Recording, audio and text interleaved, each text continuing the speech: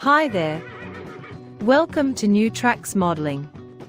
New Tracks is an exciting new digital opportunity to obtain mentoring to help you improve your modeling. You will meet talented modelers and manufacturers from all over the world who share their model building skills and artistic advice. Improve your modeling and increase the confidence in your modeling efforts. Share your building efforts with fellow modelers and have some fun doing it. The shows are live on Zoom and YouTube, so be sure to join in and ask your questions. Now here is New Tracks founder and your host, Jim Kello, MMR. Welcome. Thank you so much for coming this evening. We hope you enjoy the show. This is where mentors help modelers build better. Don't forget to tell your friends about us, the more the merrier. Before we actually start the show, I'd like to start with a prayer from Father Ron Walters.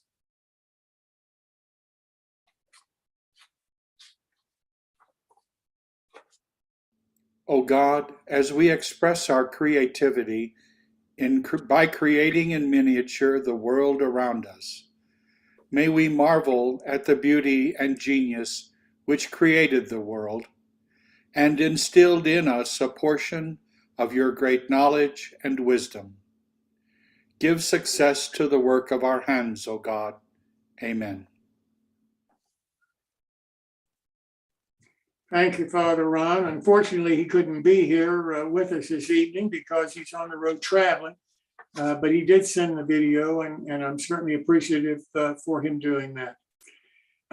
We have a new show starting on Thursday evenings. We had to cancel the one for August the 25th with Gary Reston because of a family emergency that he had. So our next one is going to be on the 8th of September with John Burknall. And I think you're really going to enjoy meeting John. He's very, very, very involved in the hobby and with the NMRA and just a fantastic modeler. So that'll be September the 8th at 7 p.m. I'd like to run a short video showing you what our modeling lifestyle show is all about. Like I say, it's brand new. We've done them since June the 2nd, and we're looking forward to many more. So if you have any ideas or suggestions for people, please let me know.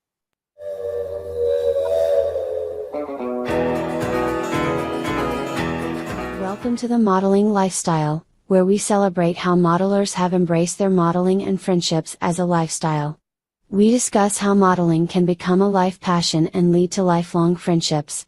The goal of the modeling lifestyle is to preserve the modeling and interests of leading modelers and the modeling industry. The modeling lifestyle is sponsored by NGMC, who believes that through bringing hobbyists together with both information and modeling, the hobby will grow stronger with more model builders than ever. NGMC, which started as narrow gauge modeling company, is focused in 1/4 inch scale across hobbies. NGMC is a market leader in 1/4 inch scale with a range of products from over 50 vendors. In 2021, NGMC became the largest reseller of out-of-production model paint in North America with over 9,000 bottles in stock. Join us every other Thursday at 7 p.m. Eastern Time for the next Modeling Lifestyle. And like I said a few minutes ago, the next one will be on September the 8th, 7 p.m. Eastern Time. You can only view it on our YouTube channel, New Tracks Modeling.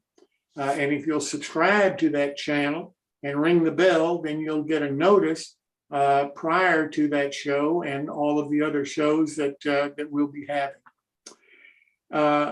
I'd now like to talk about another new segment that we're going to be starting on October the 19th.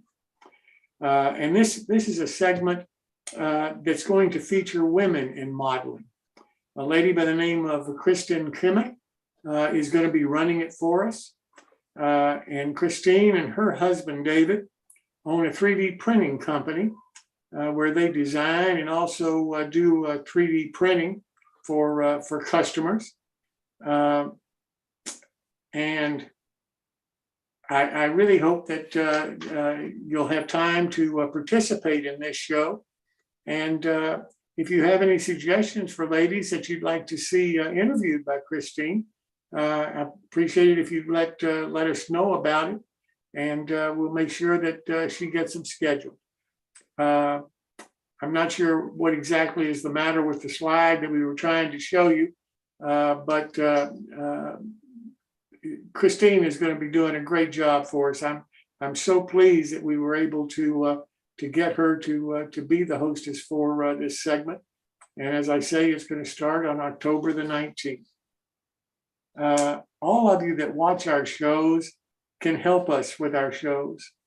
We need help in a lot of different ways, both in the production of our shows, both in our website production and development, getting the marketing on the digital social media done, just a myriad of things that need to be done to produce the show.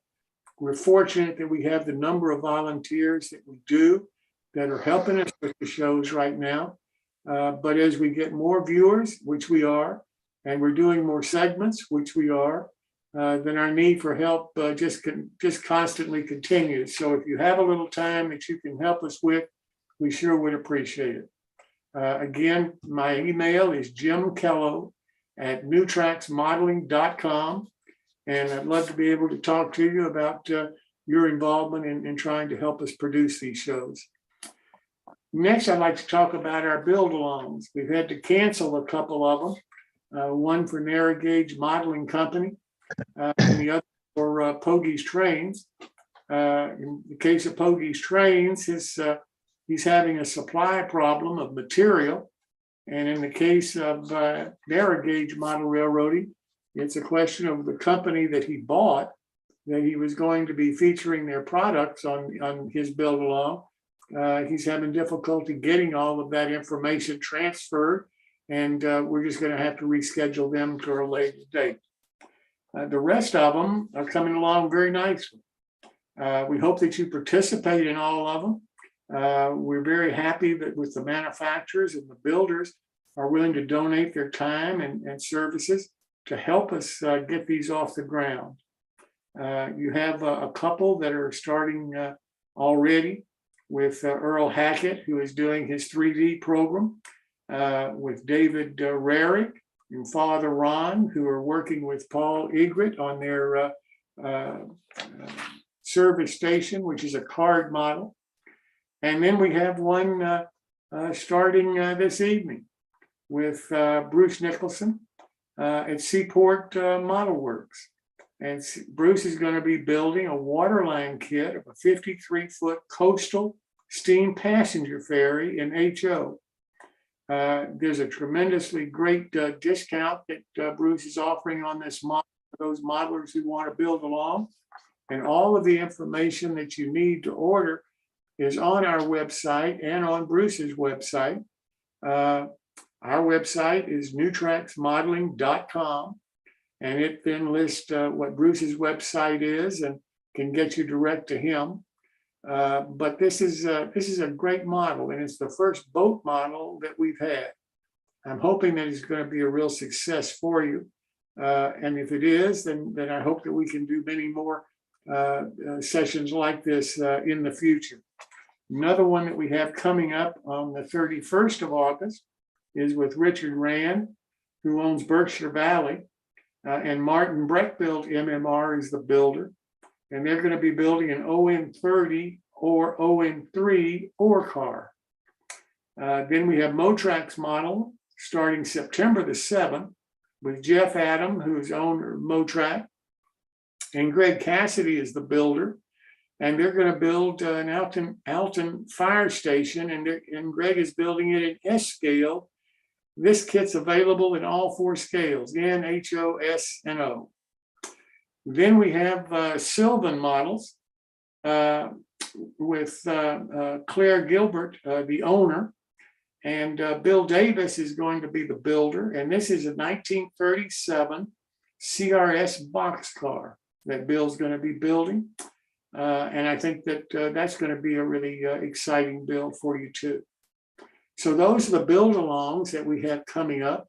As I say, all of the information, the discounts that you're able to get for any of them, and all of the ordering instructions and so forth are available on our website, newtracksmodeling.com.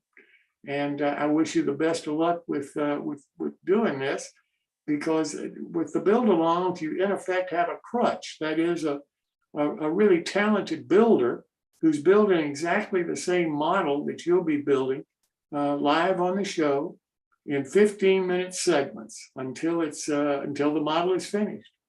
And the modeler is available to answer any questions you may have by email. So it's really a win-win situation. You get the model at a great discount from the manufacturer, and you get a really talented modeler who's willing to help you get any problem solved along the way as you build the model. Doesn't get much better than that. We have a My Build that starts tonight, and Greg Cassidy is going to be taking over for Chris Course because Chris is traveling tonight. The next one that we have coming up is on the 21st of September. Will be our next My Build. And so if you have not been able to get your model to a point where you wanted to show it tonight, then your next opportunity is September the 21st. I'd like to now turn to our next segment of the show, which is actually the main features of our show. And first up is Gary Stuttgart, MMR, for his Bits and Pieces segment. Gary, welcome. Thank you.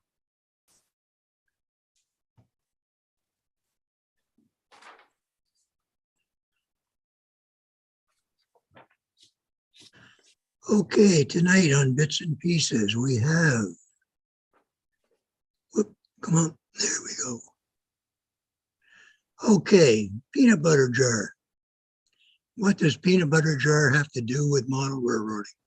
Well, it isn't so much the peanut butter, but the top, when you open the lid, that seals it. What I do is I remove these, and I have quite a few of them that I've collected. Here they are here. It's a heavy-duty aluminum top, very flexible. I take these, and I take an object. This happens to be a metal casting of a vehicle, HO scale. I take this item that I was talking about, the seal, and I carefully fold it around the model that I want to cast. And I fold these all up. And what happens is I end up with a tarp over top of the model, which the folded ends are folded in. And then this is painted. I paint mine a tan color. And I've taken a car, done the same thing here. What I do is these pieces that are left over are cut off close to the edges. And you can see here the other model I showed you. And here's another one that's been painted tan on the car. Now this one here, I've taken it, weathered the canvas, folded it underneath a carrying skid. And so that'll end up being a load.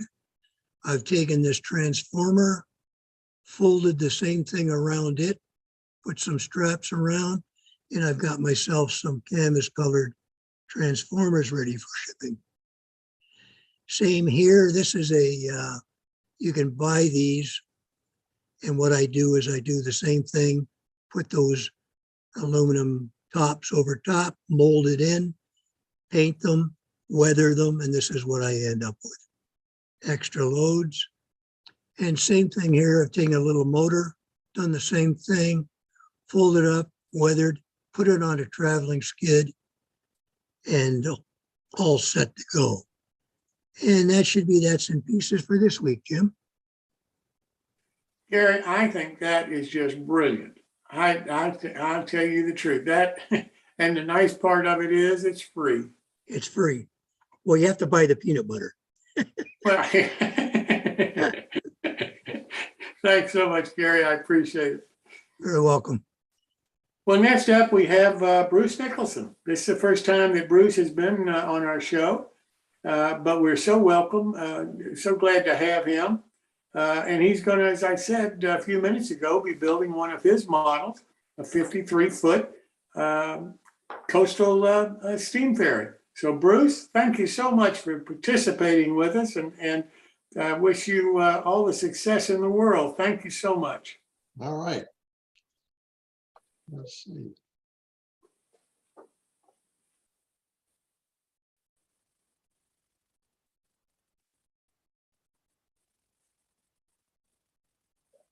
All right. Thank you for having me on your program. We will begin discussing this evening a few. Hey, Bruce, Yeah. can you hit on where it says display settings up at the upper and flip? You're showing us the wrong. Oh, I don't know which. All right. Go ahead and hit on PowerPoint again down at the Yeah. bottom. There you go. That's good. That's it. Super. Thanks. Am I out of mute? You're all good. I'm good. I'm right there. Okay. All right. To start off with, I want to discuss a few maritime words. This will make it easier as we go through the next 4 segments. These are words that we're going to use this evening, though. A waterline hull and a full hull. And what's the difference between the two of them?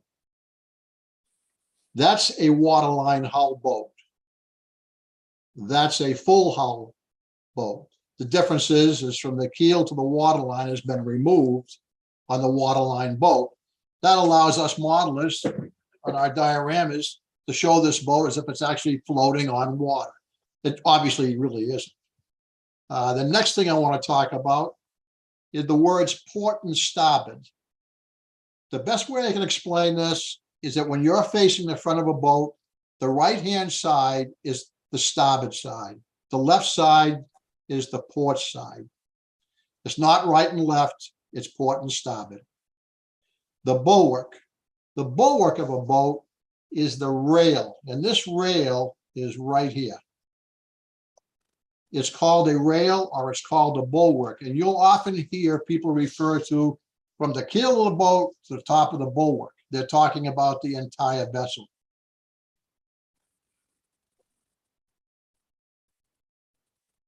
Bow and stern. This is the stern, the aft portion of a boat.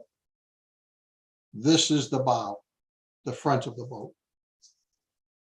The deck house. This is what we're going to be working on tonight. This is the deck house right here. The pilot house normally rests on top of the deck house. In the particular boat that we're building, it's going to rest just as you see it. This is the boat that we will be building, but this happens to be the full hull version of it. I want to briefly touch on painting. I recommend you prime all components prior to any assembly with a gray automotive spray primer made by Duplicolor. There are others, I don't know how they are. I use Duplicolor. Over the gray, then take some white Duplicolor and hit it with the white if you're going to have your boat be a white boat. This process allows the gray to come through and gives it a weathering effect. These boats are not all pristine when you view them. So this kind of helps you to begin your weathering process right up front. So before you do any assembling, I recommend that you paint your base colors. One of my goals of the podcast is to show that building a model boat can be no more difficult than assembling any NHOO scale structure kit that was designed for model railroad applications. If the modeler had to build or form the hull or the base of the boat, then I would concede that hull construction experience would be helpful. This is not the case with our kits. The hull used in these kits are completely formed and only need finishing and painting. There are no special talents required. The superstructures, we refer to superstructures as the deck house, the pilot house, or any other added feature to the top of the hull. they're basically the same thing as building a structure kit. Well, you might say, well, how do I put a flat bottom structure on a boat that has a curved deck? And as you can see, these decks are curved. They call it a curvature. This is a natural curvature. You can see it right here. And I'm telling you to put this flat bottom building on top of this and have it fit. Not going to happen. So when we designed these walls, we designed the curvature into the wall for you. So there's no sanding, there's no playing around with cutting. Basically, you're building 4 walls and a roof and you're putting it on the hull of the boat. I decided to design this kit after carefully examining the 57-foot Sabino. Many of you have heard of that boat.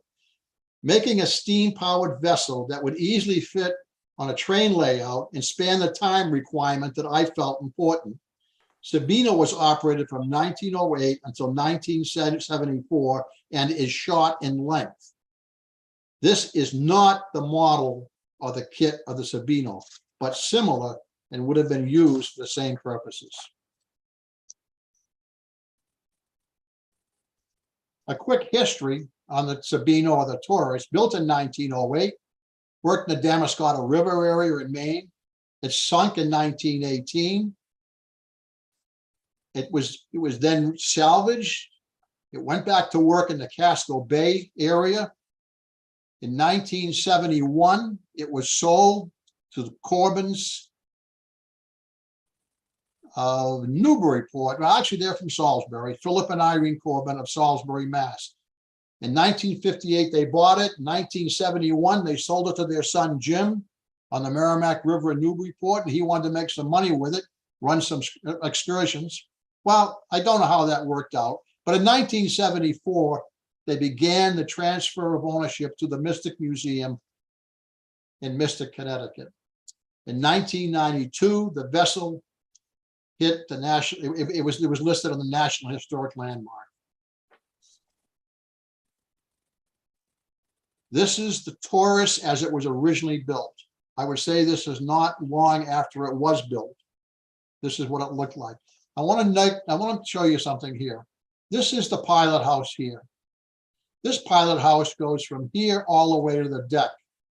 This is the floor of the pilot house right about here. So there's a room below here that's connected. Also, there is no roof that comes forward here. Okay, there's nothing here. I want to show you the next photo of the same boat. Now we have a roof that goes forward. And we also have no lower part to the pilot house. And we also have an enclosure here that we didn't have on the earlier photo. Okay, no enclosure, no roof, and the full pilot house. Today, this is what the boat looks like sitting in the Mystic Museum. This roof is now gone, and this wall is gone. The reason I'm bringing this up is if one is concerned about building the model strictly to the prototype, they can stop worrying. As you note, in these photos, there is little similarity in the same vessel as it moves through time. This gives the model the license to be creative and do a little bashing and scratch building. You will also note that the general condition of the vessel is something less than pristine, which gives the model a license to do some weathering. Yes, we have given you a specific kit to build, but you can feel comfortable with changing its design and condition and producing something similar, but by no means the same. All right. I'm talking about the assembly. The assembly on this kit is going to be broken down into 3 prime areas. One is the hull, and this is the hull right here. What do we do with the hull? That's a major part of the boat. The second area is the deck house, which we talked about earlier. This is the deck house right here. The third area that we're going to be concerned with is the pilot house right here. The pilot house sits on top of the deck house. The deck house sits on top of the hull. While we're here, I want to go through a few of these parts. These are the parts that are in the kit right here. This is pretty much the full kit. Hull. This is a laser cut wood deck. This is the pilot house, a deck house roof. These are the walls, the deck house that you're going to be working with tonight. I want to specifically note that there are two pieces right here. These are curvature braces. We're going to call them number 6 in our conversation. The way they are laying on this carrier, laser cut carrier, there's the end of them, there's a B here and a B here on your drawing. The B end of these parts must be on the forward portion of the deck house wall, because this creates the curvature of the walls when they're glued together. We'll go through this again. The other part that we'll be concerned with tonight are these two walls right here. These are the pilot house walls, port and starboard.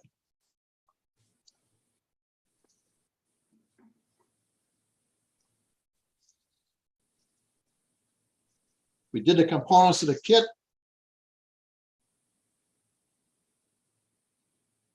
This is a pretty good composite of all the miscellaneous parts that you'll find in the kit. The bits, it's a whistle, pilot house fittings. There's a good picture of the hull right there. These are cowls, it's a metal cowl, lifeboat, smokestack, lights again. This is in the kit, and it's a good reference point to work with. In the kit also is a full set of assembly drawings, and you'll be working with a lot of these over the next couple of weeks, and there's a full assembly instruction booklet there as well.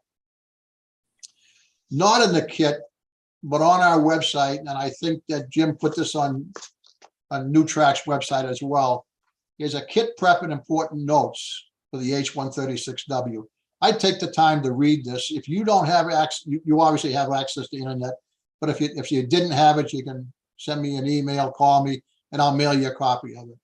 Also, it's a nautical glossary of terms on our website. Good to know some of those words, and a little bit of information on what we use for weathering. A little bit about the assembly. We're going to be working tonight. We're going to prep the deck house walls for assembly. We're not going to assemble them. We're going to prep them. We're going to attach the deck, which is right here, onto the top of the hull. We're going to assemble passenger doors, and we're going to assemble deck house doors.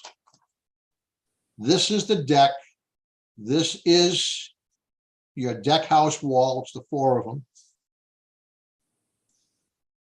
This is that number 6 board I was talking to you about earlier. There's 2 of them. These are your 2 pilot house side walls that we're going to be putting doors into. It's kind of important that you understand these are laser cut wood pieces, deck house walls, number 6 board, and pilot house walls. Start with the deck house wall. This is the number 6 board that I was talking to you about earlier. There are 2 of them. These are 1/16 by 1/8 in diameter. That's the size of them. The 1/16 inch piece is the part that gets glued to the interior of the deck house walls, not the 1/8 size. The 1/16 gives you the curvature that you need for that wall. Basically, they come up about 1/8 of an inch off the bottom of the wall and glue this onto the wall, clamp it. I'd say clamp it here, here, here, here, and here, because you want to get the effect of that curvature. You do the same thing on both the port side and the starboard side. Set those aside to dry. Before you do that, though, let's do some glue blocks. in the kit, we've supplied you with 1/16-inch square wood strip. Cut a bunch of 3/16-inch long little blocks of wood. Glue them to the top of the interior of the deck house walls on both sides. Once the glue is set, go back, sand them down so they're flush to the top of the wall. On the front wall and the rear wall, you can cut a piece of 1/16 square, I'd say an inch, 3/4 of an inch to 1 inch long, and do the same thing. Glue it on the inside, glue it on the inside, and again, sand it down so it's flush with the top of the wall.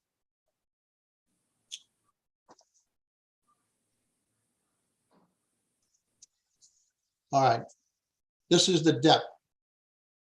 We're now going to take. Hey, Bruce, Yeah. if you want us to see your cursor, you need to move your cursor on the second screen, which is the one we're viewing. When you do it on the first screen, yeah, there you go. Now we see your cursor. There we go. Thanks. You want to go back and start over? No. That's good. I think we got it. We can go from here. Good. Okay, good enough. Okay, this is the deck. We're going to take this deck and we're going to place it on the top of the resin hull. And we talked about a bulwark earlier. Bulwark was the rail. At the bottom of the bulwark, there's a little bead that goes all the way around the hull. This deck has got to sit inside of that bead. In order to do that, you're going to have to do a little bit of modification right here and right here and maybe right here to get it to fit perfectly inside of that hull, inside of that ring. Once you've got that thing set and it's sitting flat, get yourself some little glue blocks. One for here, one for here, one for here, and one for here. I say 1/2-inch board or anything that's going to sit on here. Put your glue on the bottom of the deck. Put your deck into the resin hull. Put your glue blocks in place. They're clamp blocks, not glue blocks, clamp blocks. Get 4 clamps and clamp this tight. Bring this right in tight and let it set. Now you've done all you're going to have to do with that deck and that hull. That's the only assembly that's involved for you.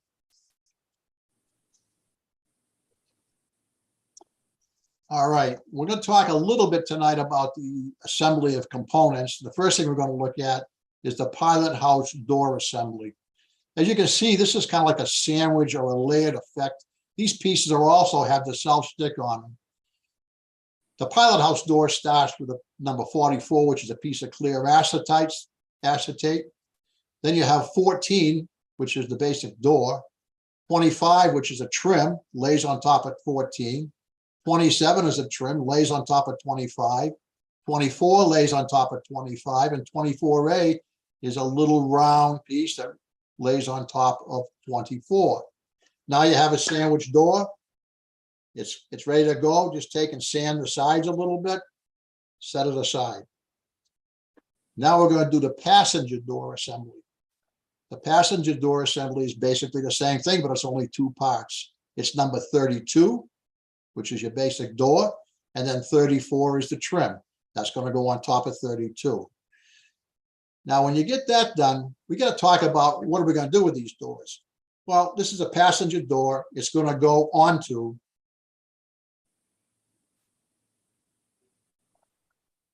this wall and this wall. At the same time you're doing that, I want you to look at this. Whoops, I'm not there. Okay, there you go. I'm sorry. This is your deck house door. This is the trim. Put it on top of there. It sits. It's finished. Now you're going to take and you're going to find some stock 4x4 HO strip stock. You're going to cut 4 lengths, 1 inch each. And as you can see, this rests on top of this door and this rests on the bottom of this door. These are the sliders for this door. This whole assembly, you're going to bring it and you're going to glue this assembly right here. Your top slider your lower slider, and I would put the finished door right here, not in the opening.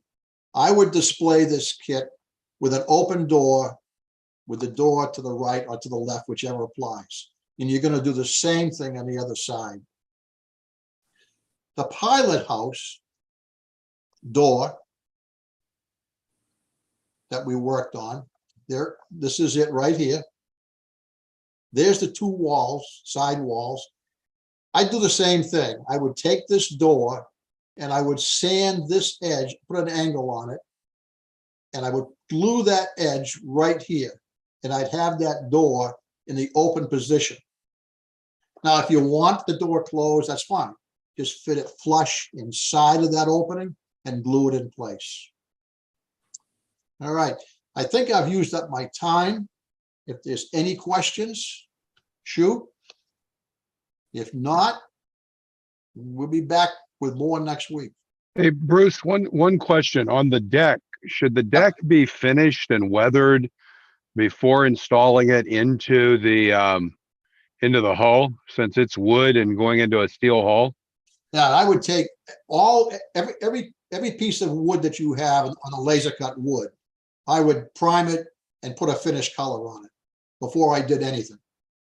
So yes, that deck is going to be, it's going to have a primer gray. What I would do is I would just put it on with the primer gray. I wouldn't put a finished coat on that deck. I'd primer gray it, put the deck on, and then I'd start using weathering colors. I'd use weathering to get the final color that I want. I'd probably lend more to a cream color on top of the gray. A cream. I don't know whether that'd be Depot Buff or something of that nature. And then I would use India ink and denatured alcohol and weather that pretty heavily. And then I would put my deck house on top of that.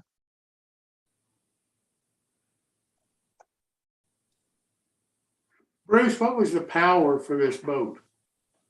The power was, this was a steam engine, coal fired. The original boat was. Okay. You know, I'm not sure if it's still steam or not now, or if they have gone in and put a boiler, a diesel boiler in there. I don't know. Right. But it was steam powered.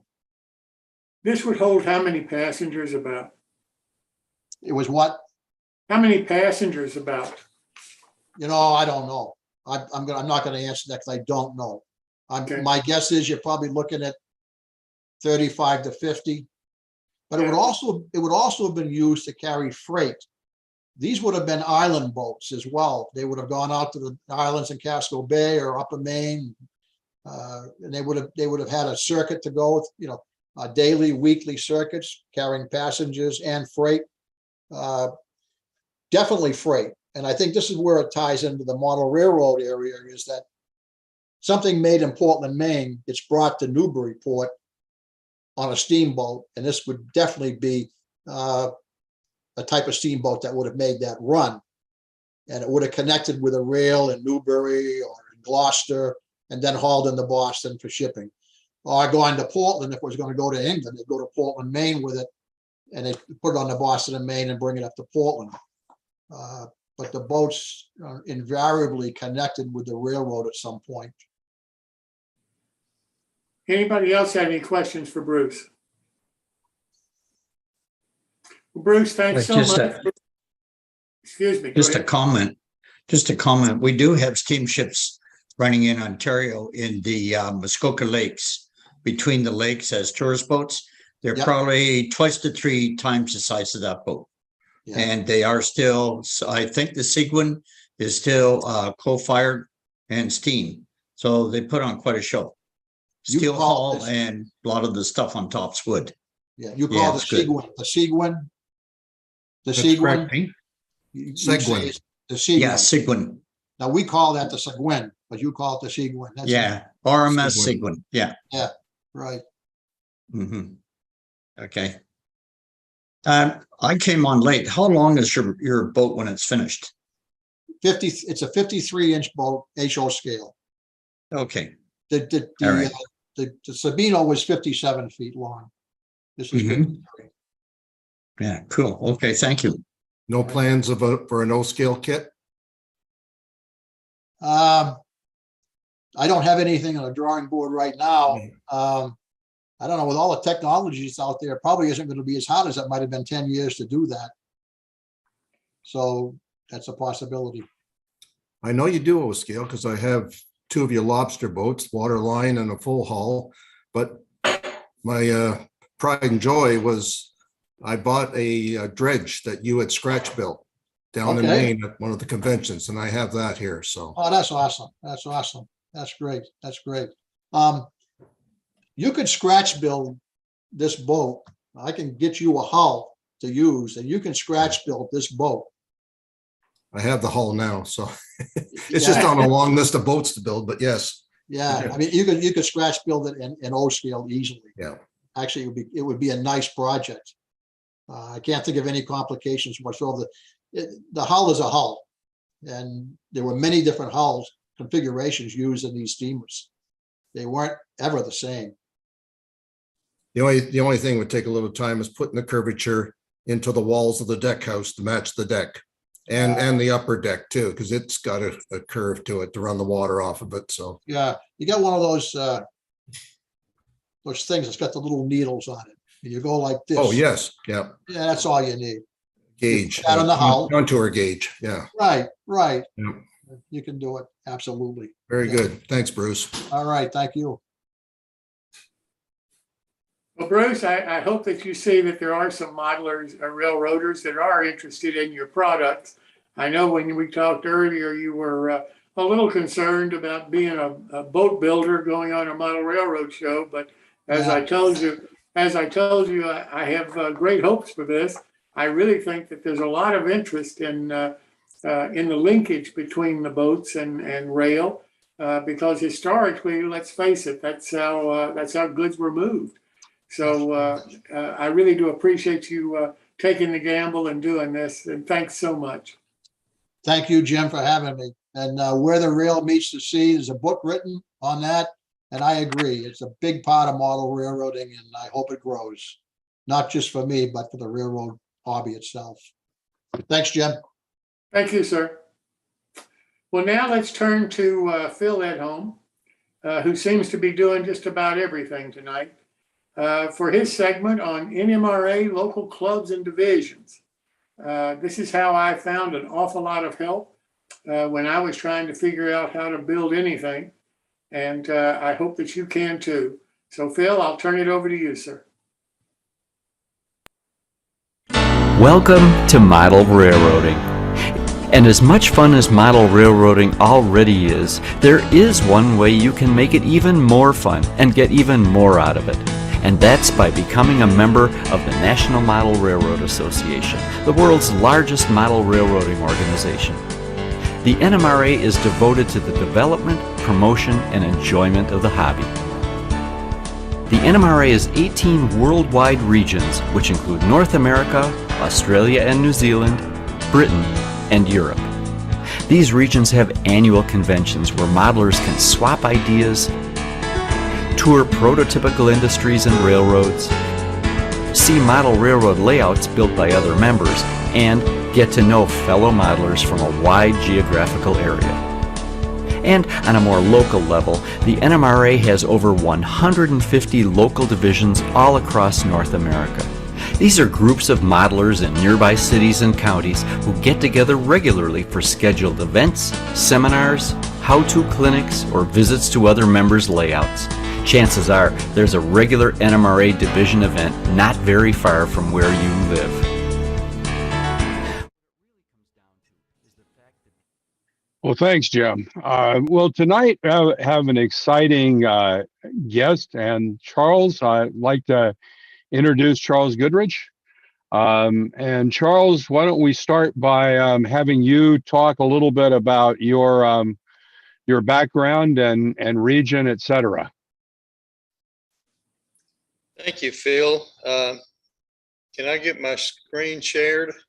You can. You're actually shared right now. Okay. Can you see that? Okay. Yep, we sure can. Okay, what do you see there? You just need to switch up where it says display settings up at the top. Click on that where it says display settings and switch. So at the very top, it says show taskbar and it says display settings. We're seeing your second screen.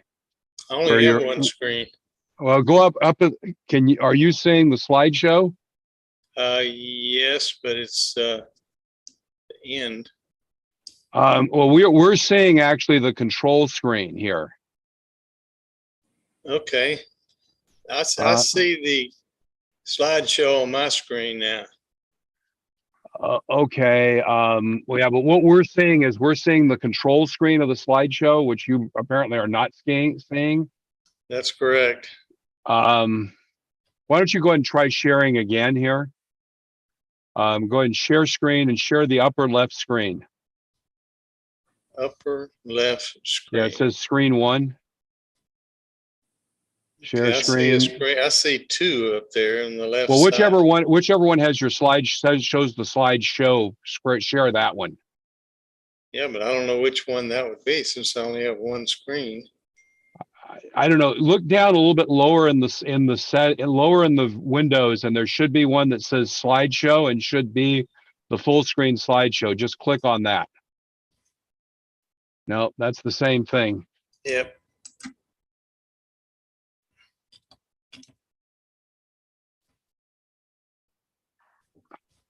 Okay. So click where it says presenter view. Unclick presenter view. Unclick that. Now share your screen from the beginning. There you go. That's good. Oh, very good. Very good. I hate technology sometimes. Cool. I hate it all the time, but it helps me out a whole bunch. Good evening, everyone. My name's Charles Goodrich. I'm the director of Division 3, also called the Trinity River Division of the Lone Star region, which is Texas and Louisiana, of the National Model Railroad Association. Division 3 covers the Dallas area. We have a Division 1 that covers the Fort Worth area.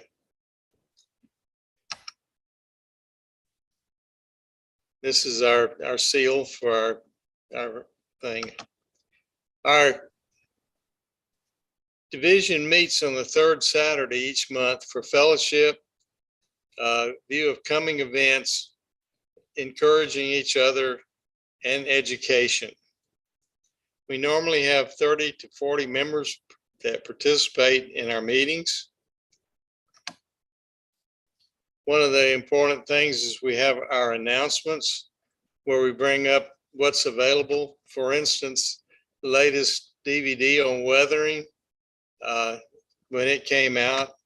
And of course, we're promoting the National NMRA Convention to be held starting 1 year from tomorrow, actually, in Grapevine, Texas at the Gaylord Center, which is a fabulous place to have a convention.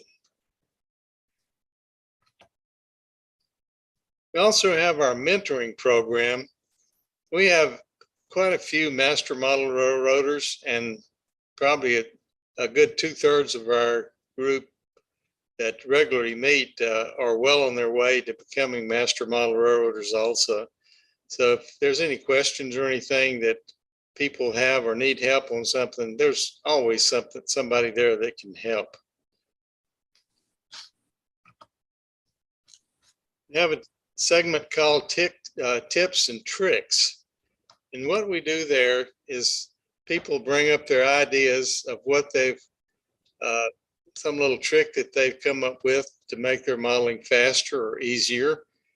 And for instance, this is if you can't talk your dentist into giving you a dental probe, you can make your own with a wood dowel and a push pin just by crushing the push pin, taking the point out and sticking it in the end of your dowel. It makes a good instrument for applying decals. Another one was making trees using Foxtail Fern as an armature. When I bought my house, the Foxtail Ferns were in my front flower bed, and I looked at that and I said, that has potential. And sure enough, every winter after the first real freeze that we have, the leaves fall off of this and the armature makes an excellent tree. We have our awards. This is primarily NMRA Achievement Awards. For instance, the Golden Spike Award, or a certificate toward earning your Master Model Railroader.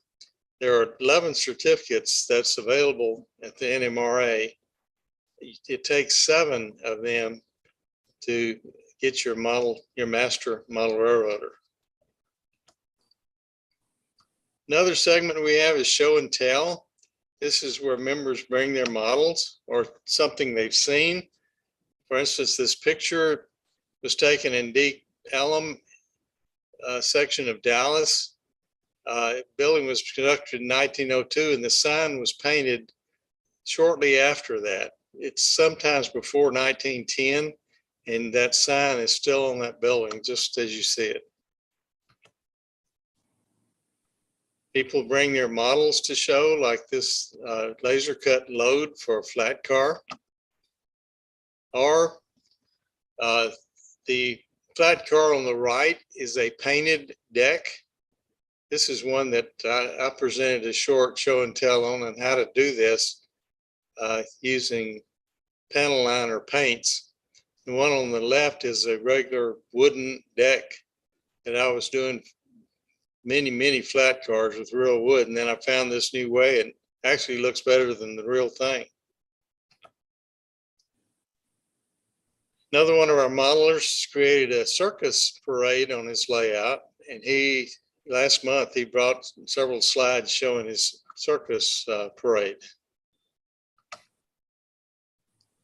Then we have a Q&A forum. This is where a modeler or anybody in the group can ask any question about model railroading. And we probably have enough expertise at our meetings that we could answer the question on the spot. All you have to do is be willing to ask your question. Then the main event is our clinics. We've had some very interesting clinics lately. We've got a pretty good agenda coming up. Like this one, Jeff Palmer did one on roads. He covered everything from major highways down to just a dirt path across a field in a cattle ranch or something like that. Did a very good job with it. Another one we had was installing voltmeters and amp meters in a DCC circuit, how to do that. Jeff Reichel did a clinic last month on building modules.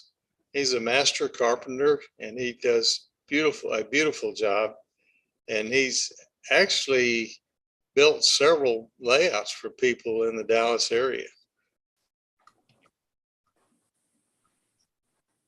Our group is a member of the North Texas Council of Model Railroads. And our primary function is to put on the Plano Train Show twice a year, in the fall and in the spring. This year, in October 1st and 2nd, it's be held at the Plano Event Center in Plano, Texas.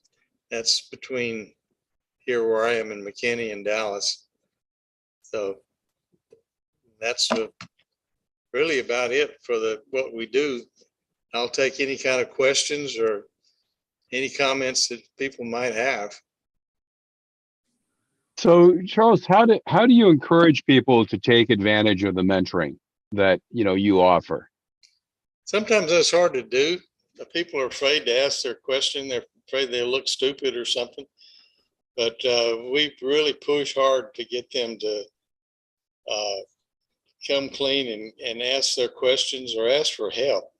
That's one of my problems personally. I'm building a huge layout, and I just have trouble asking people to help. And I need to get over that and get some people over here, or I'll never finish it. I won't live long enough to finish this thing. My bribe for moving to Dallas was my wife let me build a 55 by 24 train run. And actually, that's too small. I'm on low scale, and that's too little for upscale. That's true. So I guess one of the questions is, with all the online, video clinics and information. Are you moving more to doing, physical hands-on things at your events to try to take advantage of being physically together, or is it still kind of more presentation level material? Presently, it's more presentation because we meet at a church most of the time, and we have to leave it fairly clean when we get through because they're having services the next day. So it's really hard to paint or stain wood and that kind of thing and not mess something up. It's just very difficult. We do have some plans of meeting at one of our members' houses and building some flat cars from scratch. Dwayne Richardson is working on that, and Donna Orr, who's our Lone Star Region president now, she's offered her house to people to come over and do that. Cool. So try to do it in a normal meeting, but have kind of a special event. That seems to be something that other divisions are doing as well. It looks like you've got a fairly active group of folks. How do you encourage people to volunteer and get involved versus just, being a member and occasionally showing up? Well, that's a hard question. There are no easy questions here on New Tracks. They're all hard. I think that it's really hard, especially most of us are retired, or most of them are either retired or very close to it. And when they're retired, they think they're retired. They don't want to do anything. And I have the same thing in my Sunday school class, looking for people to help there. At our age group, it's just people don't like to volunteer. But we do have some very good people. I got this job. I was appointed it instead of being elected like usually, because the last person that was elected director, he didn't like all the people criticizing what he was doing and asking for other things. And he said, I don't want to do this. He left. And, either do what I want or I'll leave. So that's. Yeah, I almost tell them heck no too when they call me to ask me to do it. And I got to thinking about it. When I moved to Dallas 9 years ago, I didn't know hardly anybody here. And I started going to the division meetings, and I've met so many really good friends and learned so much. I just couldn't turn it down. I said, well, I'll have to do it this one time. So we'll see where that goes. So do you get a variance? I mean, you seem to have a meeting every month. Do you tend to get the same people coming to the meetings, or does it change a little bit? Are they always at the same location? Kind of wondering about how distributed your membership and active different parts of the membership are. We have the same location every time. One time this summer, we had to go to another place, which we went to the Allen it's a reconstruction of the Cotton Belt Depot that they have there. Very well. Yep. One of the slides I showed that. It's mostly the same people, but our division covers from halfway between Fort Worth and Dallas all the way to the Louisiana line, which is 200 miles from here. So it's really hard. Right. And our friends over in the Fort Worth division have a combination Zoom and personal meeting, and that's been very successful for them. But they have somebody that really likes to put on that kind of show. And we haven't found anybody that wants to do that for our division yet. It'd be great if we could do it, but then you'd have to have an internet connection where we meet too that's reliable. That's a problem too. Yeah, I think trying to do virtual and physical events together is a challenge in lots of dimensions, and keeping it good for everyone.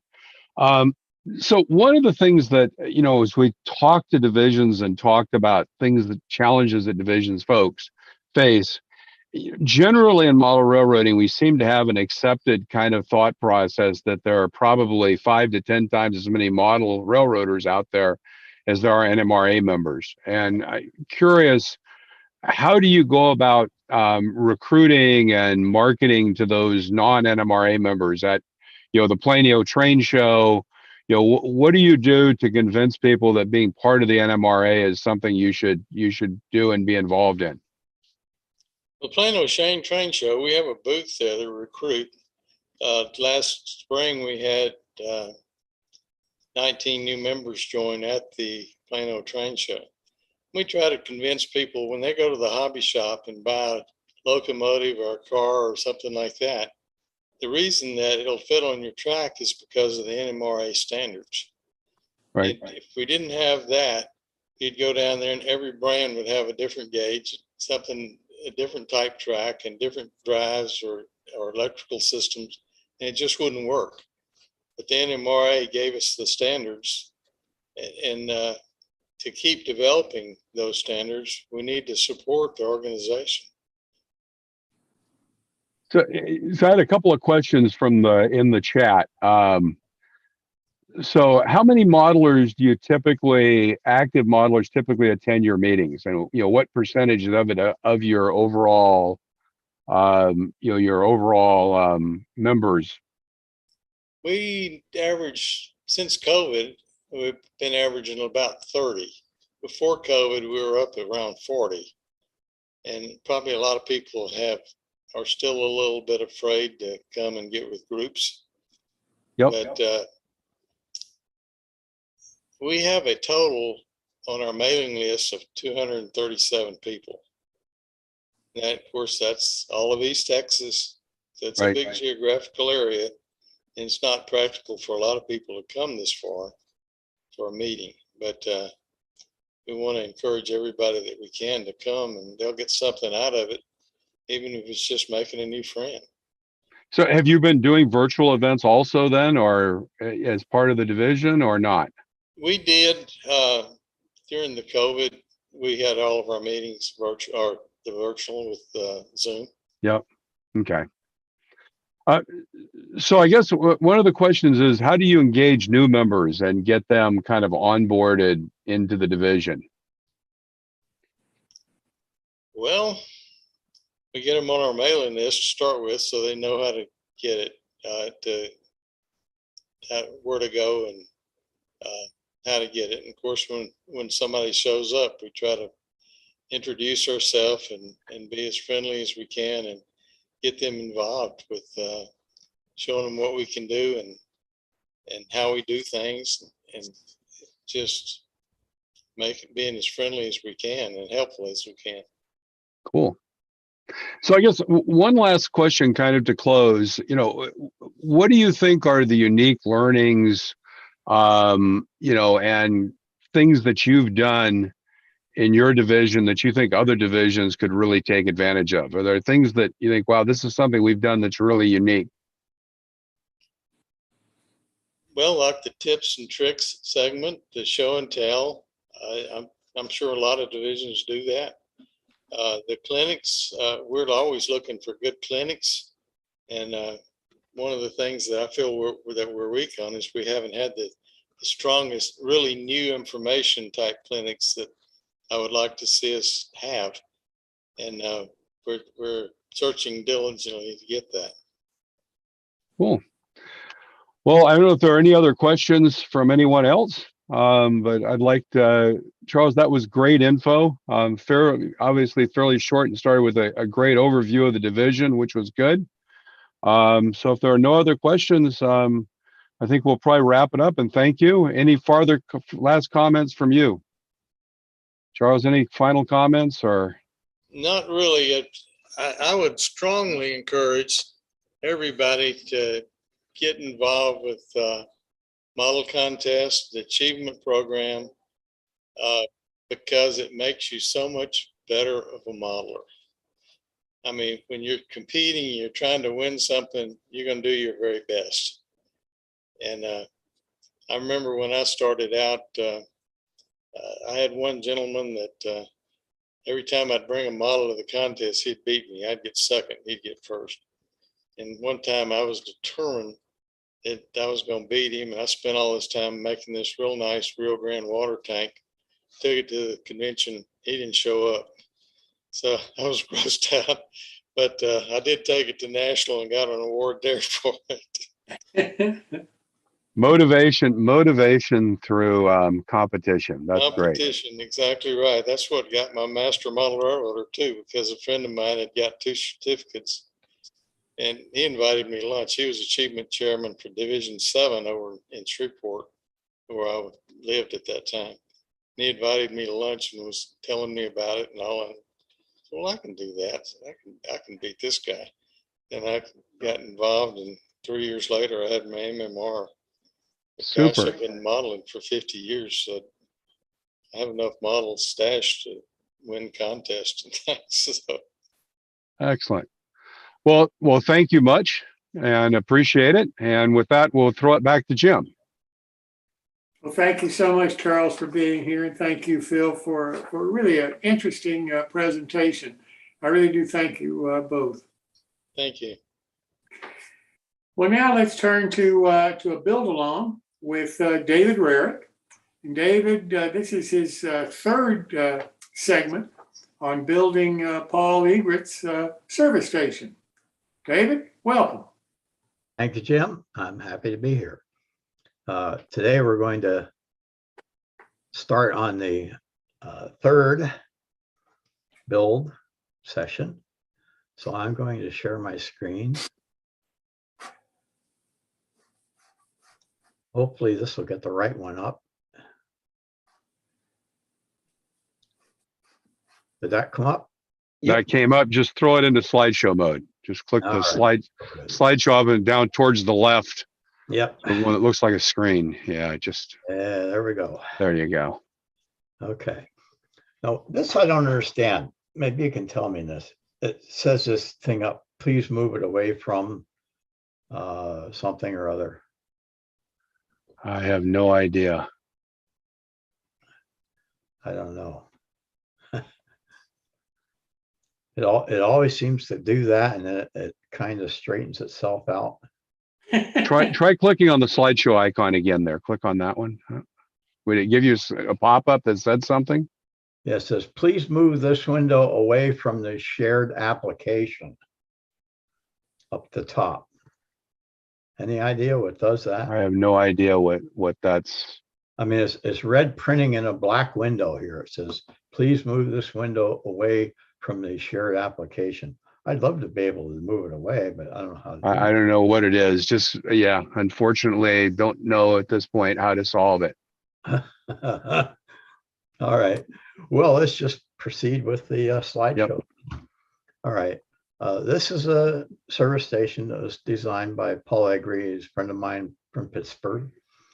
And we did 2 parts of the build. Tonight, we're going to do the third part. Where we left off last week, the building itself was pretty well done, the walls and such. So this week I'm starting into some of the finishing touches, if you would. I decided I wanted to put some internal lighting in this building since it does have an interior. I bought a snap battery, 9-volt battery snap connector and a switch from Evan Designs, and wired that into a piece of the strip light that I used on my layout construction. These are generally used for like under counter accent lighting in kitchens and stuff like that. They come in a roll.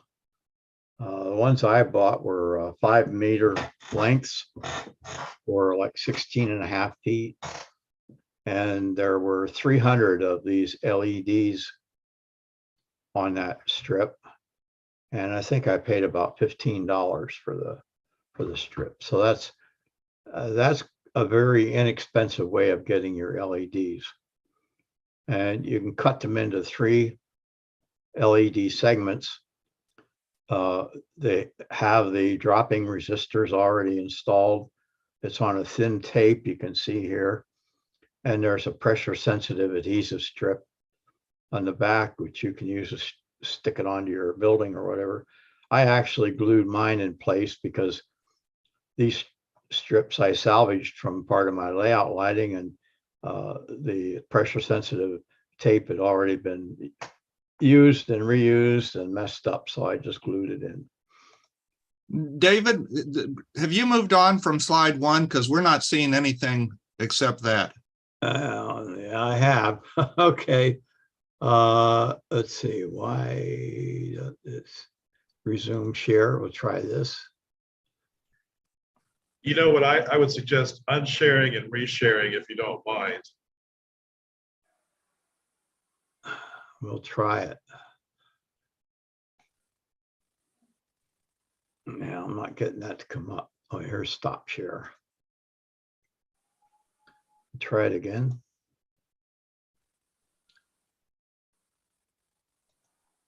I'm not sure which one did he use now.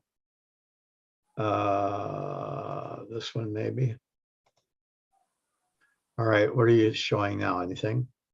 That's slide 4, and it's full screen. All right. Yeah, okay, I guess it's working now. Much better. Okay, here we go. So anyway, as I was saying, here I added internal lighting. I used a 9-volt battery connected to light strips, which these are cut off at 16.5-foot length of under counter LED light strips. And like I said, they cost about $15 for like 300 LEDs. You cut them into 3-segment strips. Here they are lighted. Pretty reasonable cost when you think about it. You know, 300 LEDs for 15 bucks. They're designed to be run off a 12-volt DC power source. I use a 9-volt battery, which does cut the brightness down a little bit, which is probably good. These are a warm white color. And like I said, I removed them from part of my layout lighting because I found that they were too yellow on my layout to be taking pictures. So here we cut a notch in the top of the internal office wall so we can pass the wiring from our battery into our lights. We're going to take a little diversion here. Here I'm making the post that go under the front overhang. And I decided to try a new technique, one that I've never done before. Since I had printed all the design pages up on that pressure sensitive label stock, I thought, you know, I'm just going to try wrapping that around a square piece of wood. So I found some 3/16 square balsa in my stash. Rounded the corners a little bit so it'll be easier to wrap the paper around it. And then I cut the label out and removed the backing and then just wrapped it around a stick. No fuss, no muss, no glue. I used my burnishing tool to burnish it down so it was stuck fast good. Hasn't come off yet, so maybe I'm okay. I trimmed that off. The nice thing about doing this is it provided a square guide edge by wrapping that label around there. So I knew exactly where to trim the balsa and how to get it square on the ends. You might need to trim them a little bit to get them to fit between the overhang and the service island. It should be really close the way they're drawn, but dry fit again before you glue them in place, just to be sure. And here you glue the post into the corners behind the fascia and against the ceiling of the overhang. I just pretty much eyeballed mine, but if you have crooked eyeballs, why you might want to use a square. Check to make sure that they're vertical or perpendicular to the ceiling. And after I had those glued in place, then I ran a bead of tacky glue all around the bottom of the building, bottom of the walls. And placed the building on the base. And then you can see this weight I put on here. This is a chunk of solid, I think it's bronze. I'm scoffed up from my shop days when I was teaching high school.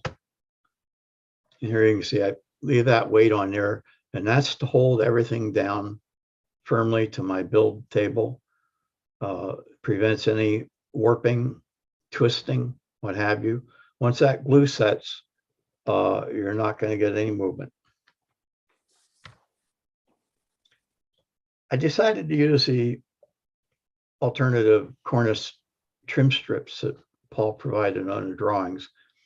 Not sure where he got these from, but I just decided, well, it might look all right. So I took the print and I glued them onto a piece of poster board to make it just a little bit thicker. And I ran another copy and cut just this trim strip off the top, glued that on also onto the poster board, and then laminated those two together. When you do that, you end up with a piece that's about 20 thousandths overall thickness.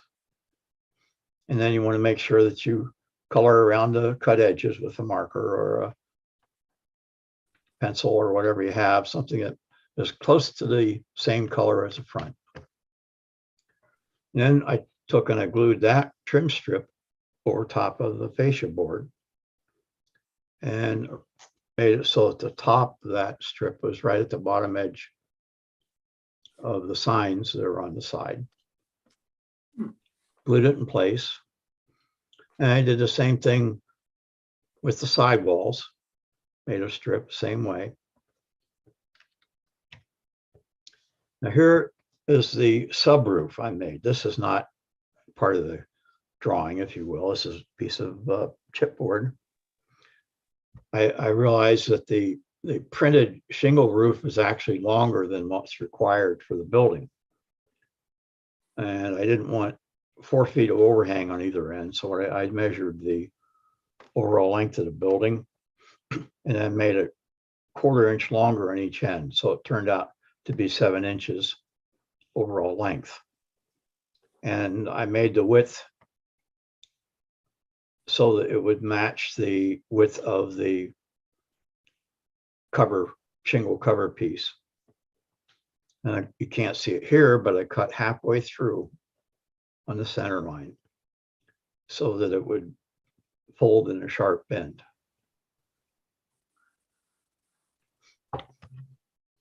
And I took one of the printed gable walls, cut it out as a pattern, used that to cut 3 additional braces out of chipboard that I could glue to the underside of the roof.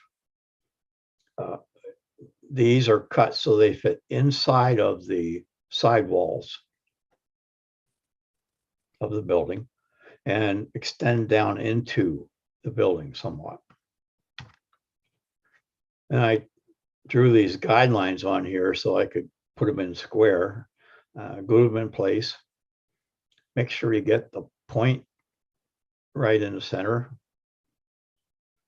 because otherwise it's not going to fit. These need to be in from the end far enough to clear the glue tabs on the end walls. And you also need to clear the interior office wall with this brace. You could add as many braces here if you want. I put 3 in, you put 4 or 5, whatever you want. After the first sign was set up, I weighted it down and propped it up on the back side here and glued it in place on the opposite side wall. And if you see that one of the braces is out of line, now's the time to take it out of there and redo it. Because what will happen is if they're not all lined up, when you try to fit it onto your building, one of them is going, say if it's the center one is over too far this way, it will interfere and it won't sit down on top of the building the way it needs to be. Okay, now I glued these light strips onto the inside walls in a position where They can't be seen by looking in through the windows. I could have used a strip of cardboard, placed it up underneath the roof, but I decided this was much easier than trying to actually cut a strip and glue that light underneath it, and route all the wiring and everything else. So I just made it up on the walls. You see, I put 2 strips in, one for the front office wall and one for the garage section. This is just a piece of chipboard here I put in place. That's just to hold the battery from moving around inside the building, because the battery sits back here inside. Okay, now take that subroof, place it on top of your building, make sure that it sits down inside, and that there's no light leaks. As you can see on the end gables, you don't see any light coming out here, even though the lights are on. So, you know, you got a pretty good fit. Then I took and I used the only paint on this whole building that I used to color the cut edges and the underside of the subroof. Why did I use paint? Well, ever try to color a light color with a marker over top of chipboard? It just does not work.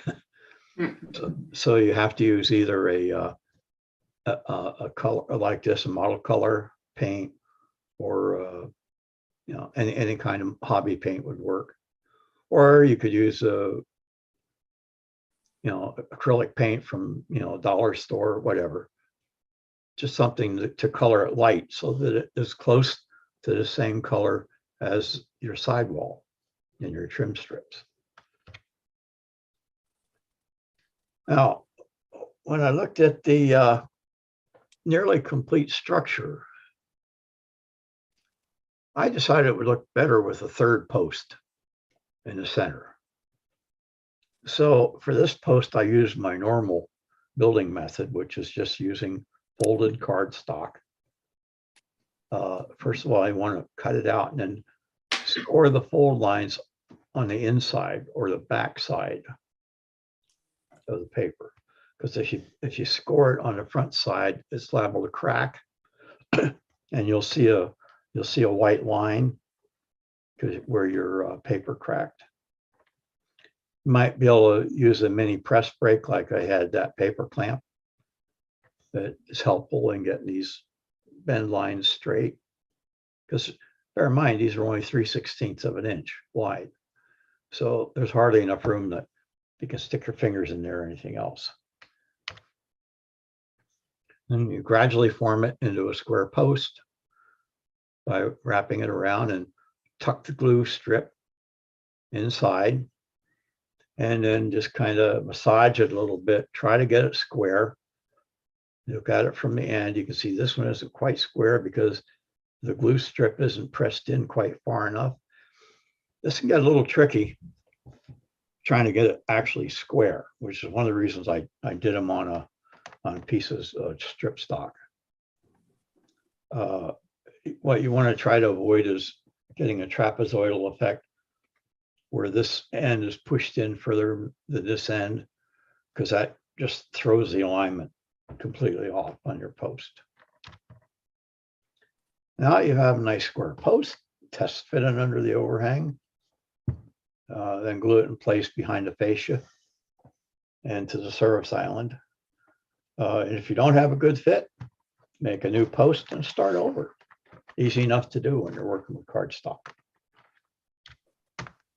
Now comes the fun part, making those dang gas pumps. I folded the first one around and realized it was going to be pretty high.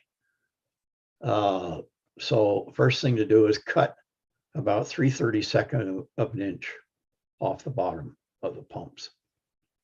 Okay, then score it on the back side right here where the side meets the front and back, and then carefully cut around the drawing.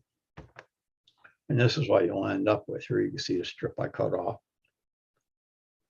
And you'll fold those front and back pieces 90 degrees back. And then bend that side piece in the top that bends all the way around. I found that if I used like a toothpick or anything, a small round object, that I could use it to bend around to form that curved top on top of the pump. And your pump sides, top, fit between the front and the back.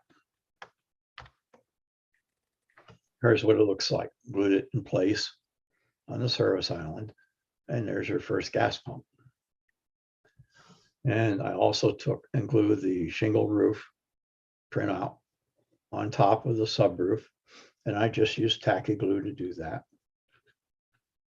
And the lights are on, as you can see. You can see in the interior pretty well. I've not made any furniture yet. That's going to come in the next session.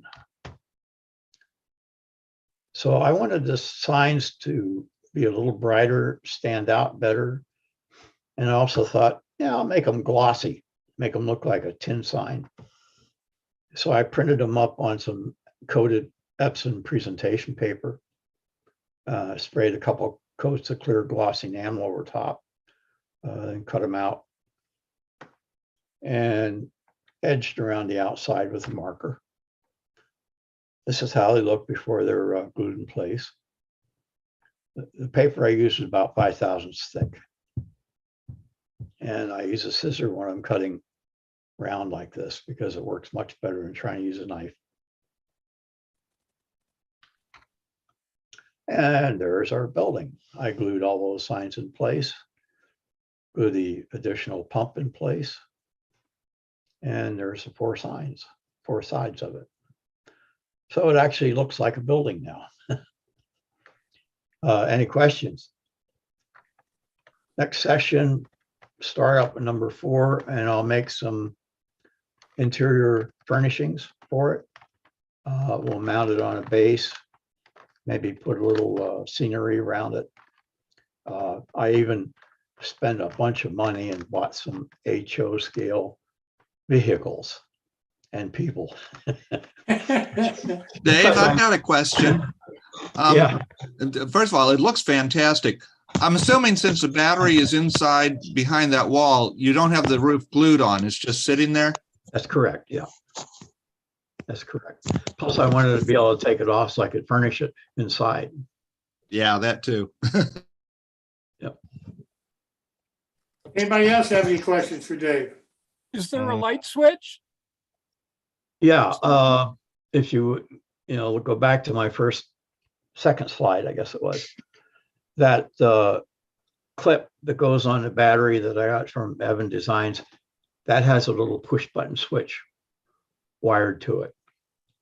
So yeah, I have to take the roof off to turn the light on, but it's just a push button. Then you pull the roof off, turn it on, stick the roof back on it.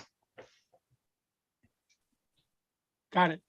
Supposedly, a battery will last about 40 hours of running LEDs. I haven't tried it. I don't know how long it'll last. But if you want to take it to like a show or something like that, I think probably it would last most of their show. And if it doesn't, just pop another 9-volt battery in there.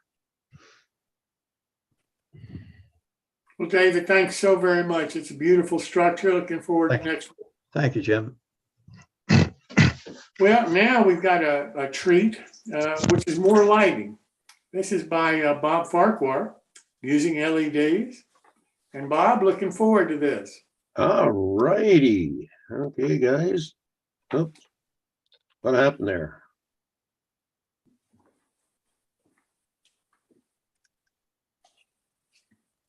I think the Zoom gremlins are out tonight. Holy man, what happened to this thing? It just disappeared. Okay, try this again. Oh, that's better. There we go. Come on here. So I'm not an expert on LEDs, but I want to share with the people that I met a lot of people that are nervous about doing LEDs or wiring at all. So I thought I'd try to simplify it as much as possible here. So the big thing about LEDs is the current. That's the critical thing that will kill them. The voltage can be adjusted a little bit for brightness and so on. For an example, for this white light down here, for example, if it's a size 5 volts, if you do 5 volts, it'll be really bright light. You can take it down to 4 volts or 3.5 volts. It will still work, be lighter, like a lighter light. So, but for an example, though, if you're going to have a LED that's say 3 volts, and you think, oh, I'll use 2 AA batteries, you will blow the light because the current at that point there's enough current to kill the LED. So that's the main thing to watch the current. So you have to pay attention of the numbers here. So if you're buying some LEDs, make sure the information's on the package or wherever you're getting them from to know what the voltage is and the amperage, the milliamps. Using regulated power supply is the best way to do this. If you do a cheap power supply, and I'll show you a couple pictures shortly, they have a tendency to reverse voltage quite fast, and they can actually blow the LEDs as well. And the other one I'll show you later on here is by wiring your LEDs, the resistors for the LED. Each LED should have its own resistor. I'll show you that why here. So there's the 5mm is a typical one we have when they first came out that we saw. And these other yellow ones here is surface mount. And this is 6mm. And the newer ones out now, they're called 0402, which is 4mm. That's the end of the LEDs right here, the end of this point. This was a little offside here. Some of these, when you buy them, they come with 2 black wires. And if that's the case, the longer wire is the positive. That's something to remember. This one has black and red, so that's okay. So there's cheap power supplies right here. The wall warts, they're not regulated, none of these. So there's examples. A battery is basically regulated. These are another example here. A step-down regulator that also has current controlled in here as well. Or you could use a pulse width modulator. This is adjustable from about 1 volt or half a volt up to whatever 35 volts. So in this example here, there's a sign for the symbol for the resistor. That's a LED. And then generally you see the circuits done this way. V is of course voltage. Now the letter A was already used in something else in that world of the electronics, so they use the letter I for amperage, and they are for resistance. So Ohm's law. So this one here, R is voltage divided by amperage. If you know the voltage, for example, on the LED, you want to know the voltage and the amperage. So what resistor what I'm going to use? That's the one you'd be using, the formula you're going to use the most.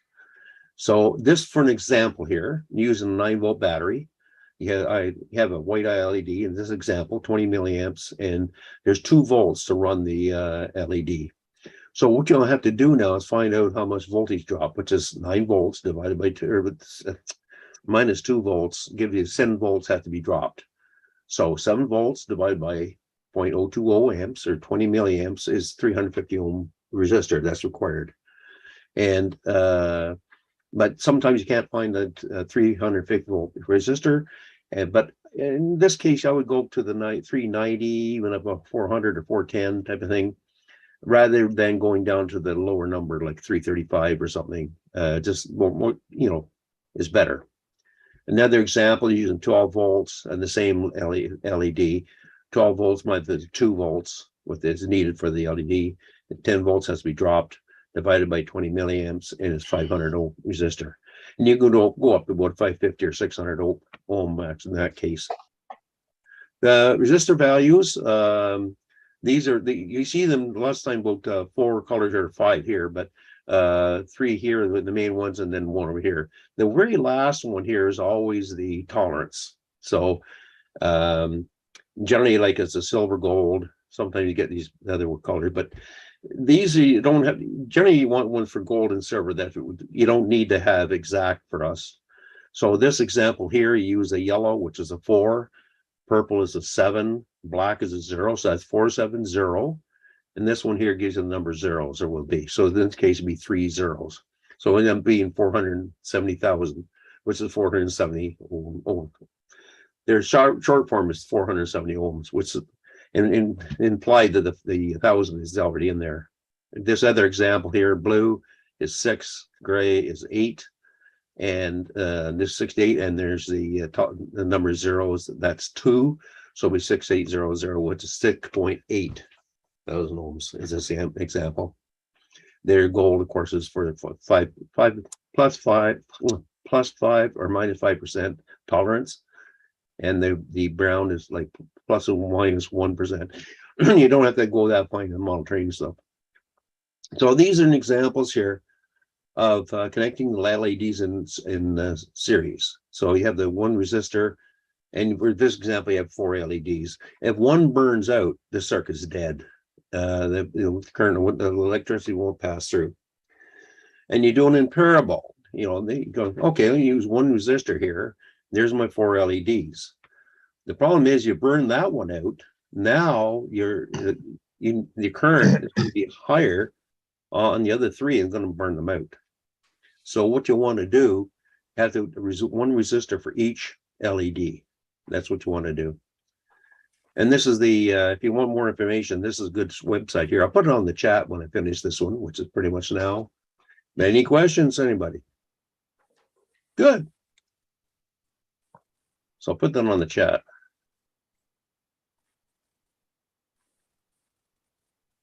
Yeah, hi, Bob. Roy Warner here.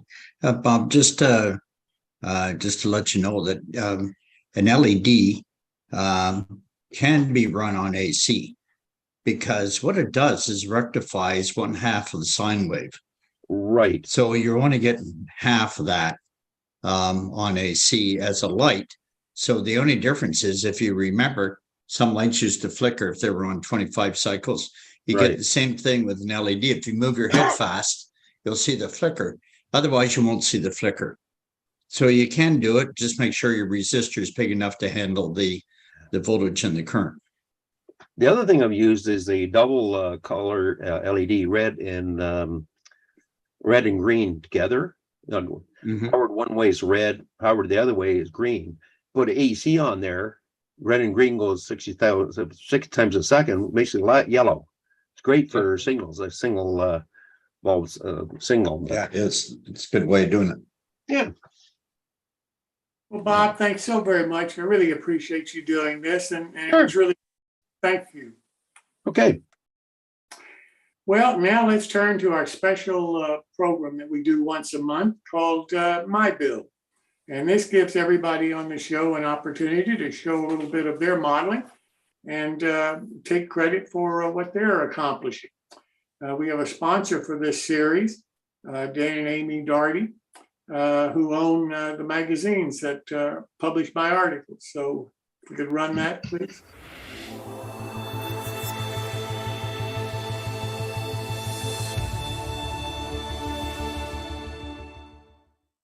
Welcome to the world of scale, O and S railroading. We are your resource for all O and S scale modeling.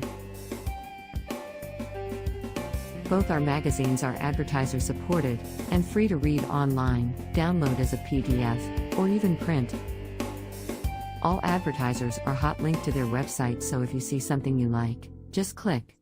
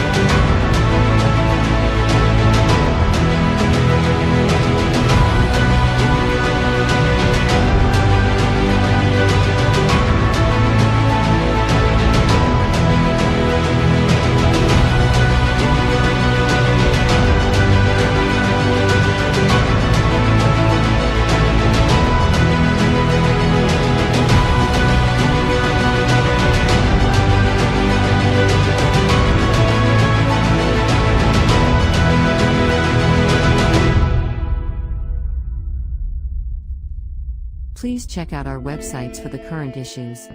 All back issues available free for the O-Scale Resource and the S-Scale Resource magazines. And, if you are a manufacturer, distributor, or retail establishment, please contact us through our website for advertising opportunities. And thank you so much for Dan and Amy for being the sponsors for this segment of our shows. Well, Christos, as I said earlier, is traveling this week. So he's asked Greg Cassidy to take over for him. And Greg, I will turn it over to you, sir. Thank you, Jim.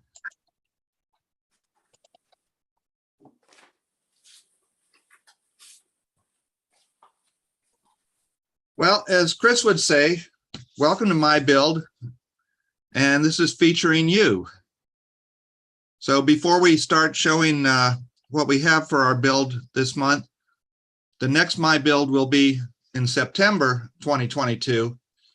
I don't know the date. I don't know if Chris does, but stay tuned.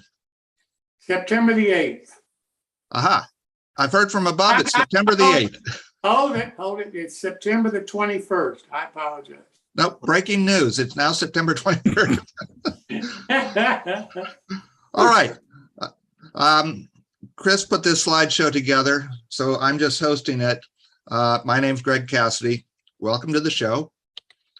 Our first one up will be Martin Breckbill, who Chris tells me has been on a tank car kick. So Martin, go ahead. Oh gosh, I barely remember these. Built them back in April. Seems like forever now. Let's see, this was, I don't know which one this is. Okay, yeah, I do. This one's basically a piece of plumbing with a lot of bits and bobs added to it. I think it was, that's a, oh gosh, Scale City Designs dome casting, which is rather nice and actually fits very cleanly right down on your piece of plumbing. So, you know, the plumbing aisle is a useful place to go in O-Scale. The ends, I think, were actually Max Gray or Lobau parts that I cut down and used. And I think the only thing that's holding it in place on that flat car are the actual 4 bands. I didn't actually secure this car, I think. There's a full underbody, and it's just basically a old-time tank car sitting on a flat car. But the bands are functional, and so are the side rods that run through the cradle. That really holds it all together. Oh, well, this one, I think some people have seen this before. This is a Lobau brass kit car from late 40s. I picked this up off eBay. Clearly someone had dropped it from a height. It had to have been from a height because these things are like, you know, about as solidly built as possible, but someone hit it just right on the concrete floor and popped the entire corner apart, popped one of the bands off of it, and I had to strip it all down to the brass and bronze. Those cradle castings are actually bronze, they're not brass. The rest is brass. Soldered all back together. I had an extra fitting for the, luckily, these, I don't have a pointer. The bands actually are threaded. I think they're an 080 threaded fitting, and I just happen to have an extra pair of them. Yeah, so I had to resolder that back on and thread it through the frame and tighten it from a screw from underneath. Yeah, so there's actually tension on these things. And it's just a flat aluminum paint. It's amazingly how hard it is to find a rattle can of plain flat aluminum paint. You can find the metallic glow in the dark stuff anytime you want, but the plain flat stuff is hard. And I finally found some, and I had a Texaco set of decals laying about, which I found as soon as I tested a piece of it, immediately it fragmented into about 1 million pieces. So that had to get oversprayed. I don't know how old those, but the decals are probably the same vintage as the car. So there's a few upgrades on it and a few odds and ends I added, but basically it's pretty much the stock low bow car from the late 40s. It only weighs about 3 pounds. Yes, another acetic acid car. I wanted to have a slightly different take. The other one wasn't a truss rod car. It had a nice big center sill in it. This one is a truss rod car with stakes on the sides and railings and another cradle. This one actually is secured with a screw through the bottom because there's nothing else there to hold it in place. And things derail, and I wouldn't want the tank to go rolling off onto the floor.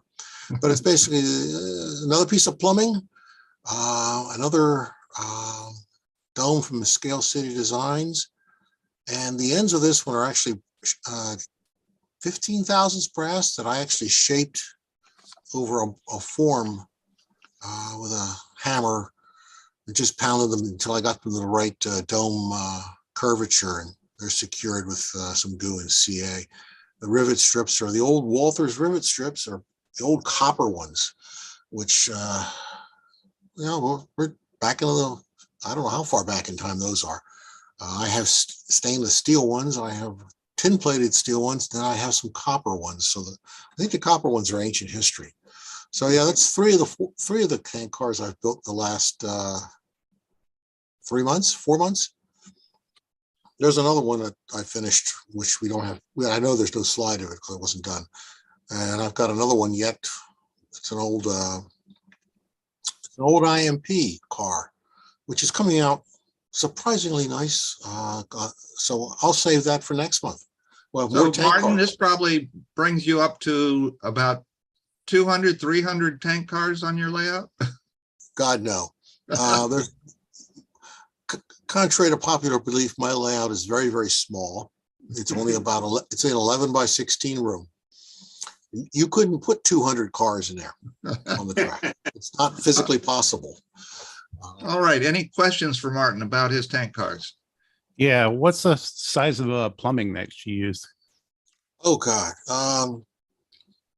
I don't know. Well, it's got to be around, let's see, car's about 9 feet wide. So that's 2 1/4 inches. So something around 2 inches. So yeah, you go down the plumbing aisle, they have it all in different, they have racks in Home Depot and actually have short pieces. You don't have to buy an 8-foot long piece if you don't want to. But I think actually this one may not have been plumbing. It may have been electrical conduit.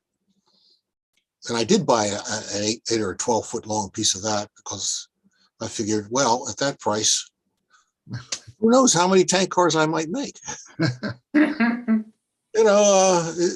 that point, they're cheap. It's a little bit of sheet brass, a couple of fittings here and there, and off you go. You're done. It's not a major expenditure. Yeah, the only fun thing here was drilling all the holes in the railings and getting them all aligned up. That was actually had to pause and think about it and made sure I actually measured things correctly. I actually measured things. Okay, it's a rarity, but And we have it recorded now. Yes, so. you can document that. It does happen. Thank you, Martin. Yep. Moving on next, we have Bob Davidson, and Chris has told me he has a log house from the Haudenosaunee tribe. And Bob, are you there? I am. All right. If you could tell us about this. Sure. This is, well, for those who don't know, my job is as an exhibit designer, and we recently did a museum called the Scanon Center of Peace in Syracuse. And part of that was I got to build a scale model of a 17th century longhouse. Fortunately, in the area, we have at the New York State Fair, there is an Indian village. And I was able to take a couple pictures here. If you go to the next one, I don't know if, yeah. So here's the interior. He kind of actually, the left is the actual longhouse. The right is the interior of the model. We can go to the next slide. So again, left is the actual longhouse, the right is the model. I wonder if he has some pictures. I said send him some in process. He photos. does. I think there's 4 more slides. All right, let's go to, yeah, again, these are, again, left is, what, the interesting thing with this is it's all built out of natural material. So these are all plant-based. I went and found some, there we go. It's basically, it's 1/2-inch scale. So I built a baseboard, used some ballast to put down some ground initially. And then again, these are all twigs. I used fly fishing line to, everything is glued, but then I also tied everything at most of the joints. Put down the racks, which were used for sleeping and storage. And here you can see some more details of the actual structure of the longhouse. And then if you go to the next one, so now you can see what I used corn. Those are corn husks that I used. Wow. Cut them up. That's just using India ink and alcohol dye. There's a lot of them. And what was great is I basically just dipped them, and I was able to color both sides at the same time. So here you can see on the left there, it's kind of finished up. I left one corner exposed so that people would be able to look inside the model when it was displayed in the museum. And then hopefully if there's... Yeah, we have a picture of it there we on go. display. So then here's the actual finished model in the museum. And you can see I added some benches and some bowls and things like that. So really came out wonderful. It was a ton of fun to do. Not really railroad oriented, but just using all natural materials. It was a lot of fun. Well, Bob, I have to say, when Chris sent me these slides and I saw all of those first photos, I thought those were all photos of the full-size one. And then these were the photos of the model. That's incredible modeling you've done in there. Well, thank you. And what was the name of this museum again? It's the Scannon Center of Peace. It used to be called the Fort at St. Marie, and it was renovated, and the new exhibits are now centered from the point of view of the Native Americans who were in the area, not of the French who came into the area. Right, and the Haudenosaunee were the 6 tribes, right? The 5 tribes. Well, that the five nations, yeah, five nations, right? Yeah, the Iroquois basically, but Mhm. locally it's the Onondaga Nation. So, All right, Greg? any questions about this? Yeah, Greg, can you put all that information in the stuff you're going to be sending me? I have it all written down. I think that is one of the greatest models I've seen in a long time. That's just fantastic modeling. thank you. And as somebody said, I get paid to do it, so it's even better. Any more questions for Bob about this? All Yes, right, I'll move on. What scale is it? Basically, it's 1/2 inch to 1 foot. Okay, thank you. All right, our next one up is Tony Dixon, and he's got an International Harvester tractor. Tony, you want to tell us about this? Oh yeah, this is how I do some 86 series International Harvesters in S/164 scale.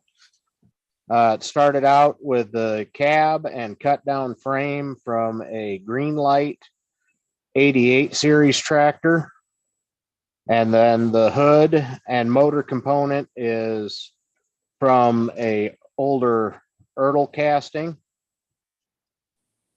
The front end is from Jensen die cast and is adjustable width and steerable. You set it to what you want before painting steps. And I believe the 3-point on this one are from Farm Factor 3D. The wheels and tires are from Chucky's Pullers and Parts. The fast hitch on the rear is from Denny's Truck and Tractor on Shapeways. And yeah, just a lot of parts. There's photo etch parts that go into it before it's all said and done, which are from Tractor Fab. And it's just a really good way to make a really accurate scale replica of an 86 series tractor in 1/64. And you've got a couple more here, right? Yep. They're all just different variants. I'd sat down, built 3 of them recently for a customer, and they were all 3 different configurations. And you can see there's what the finished products look like with the detail parts and everything all painted up and installed and decaled. There's an in progress next to a completed model, just to show some more of the work that goes into them. Well, you know, Tony, tomorrow we're going to our county fair, and I'm going to look and see if they have any of these model tractors there, because they usually have quite a few. Yeah, they start off looking quite toyish. I don't remember if I sent him a picture with before and after, but they sure don't look like this before you start doing the detail parts. No, I could see all those parts you were putting on there. Yeah, and the parts add up in a big hurry. That's the worst part of it all. Well, and these are all in S scale, right? 1/64th? Yes. Uh-huh. Yes, these are all accurate S scale. Well, they're beautiful. Tony, let me ask you a question. If you were going to sell one of these to an S scale modeler, what kind of prices would he be looking at? I'm sorry to say you're probably looking between $250 and $325, depending on the amount of detail. There are the one on the left, when it actually got completed, had $196 worth of detail parts on top of the donor castings. Yeah, So but as you say, that's how you get an accurate representation of it. Yeah. And this is the kind of stuff the farm toy guys don't bat an eye at purchasing. Uh-huh. And actually these 2 plus 1 more all were for a customer who is a farm toy guy. But and accuracy really matters to them. It's like you know, a steam locomotive being accurate to a steam modeler. yes, very much so. Mm-hmm. Or if somebody is modeling, I'm going to use an example. Since I modeled Chicago Central, if I'm going to go out and be a rivet counter and model the Paducah rebuilt GP10 Chicago Central 1775, you know, there's very specific items on that locomotive that weren't on others, differences in configurations and stuff. And the farm toy guys are almost as bad as rivet counters on some of the equipment and tractors and stuff. And I hate to say that they add up that much, but they are. If you're trying to do a beautiful scene and looking for something to fill it out, instead of filling it out with a dozen toys, fill it out with 1 or 2 nice pieces. You'll have the same amount of money into it, and in my opinion, have a lot better looking scene than having a bunch of toys crammed in an area just as scene fillers. Yep, I see what you mean. We have any more questions for Tony? All right, I'll move on. Next one is Bob Farquhar, and he's got his version of Bar Mills Clark's sticks. Bob, you want to tell us about it? It's an 8 scale kit from Bar Mills called Clark's Wood Products. Is supposed to be the name. Named after Clark Kooning, and this is back in May when it was introduced, and it was on the Bar Mills First Monday of the Month Facebook feed. We were talking about this, and Clark had to be on the program that time. Said, "Why can't you do something with hockey sticks?" So I built this, changed the name of the sign around to make Kooning Hockey Supplies, world's best hockey sticks. So The top left picture, that crate there beside that guy, then it has a little magnet inside that. Inside the wall is a switch, a magnetic switch. So you put that little crate against the wall, and the lights light up here across the front of the building. Yeah, there's the lights in the front. Yeah, That's neat. So every day when they get a delivery, the lights come on, right? Right on. Well, that looks great. Has Clark seen the finished version yet? Well, I packaged it up in the very first kit I've ever shipped in the mail, and he did get it. But he was down in St. Louis at the convention, and he got back. He said he did arrive there, but I don't know what kind of shape it's in. So, I got really that loose delivery up there. Yeah. I packaged it really, really well, but I don't know. I haven't heard from him since then. So okay, and you're starting on another build based on this same kit, same right? kit. Apparently, Bear Mills has a contest, which is called for kit bashing Bear Mills kits into something else. So I got some walls built, all that ready. And what I'm going to be doing, I'm doing 3 kits in the one, kit bashing into one building. Hopefully, they enter that into their contest. Any questions for Bob about Clark sticks? Having to see this little piece up in the top left there, and by the roof that came off. Well, you can tell Clark that happened in shipping. Right on. All right. Well, next we're going to move on to Jeffrey Jordan. He's got a number of window treatments to go over with us. Jeff, are you there? I'm here. Okay, go ahead. This is what I do with windows. This particular structure is the Banta Vance Junction section house, which is a terrific O-scale model. But like most Craftsman kits, it comes with glazing for the windows and nothing else. And so looking at the prototype photos, you can't see the interior, but they look dark from the outside, but you don't want to see through, in one window and out the other. And you want to give some signs of life. So this structure's got 2 different window treatments. First off, as I built the kit, there's view blocks on the inside, black construction paper in the form of an X, so you can't see from side to side or from upstairs to downstairs through the windows to black it out.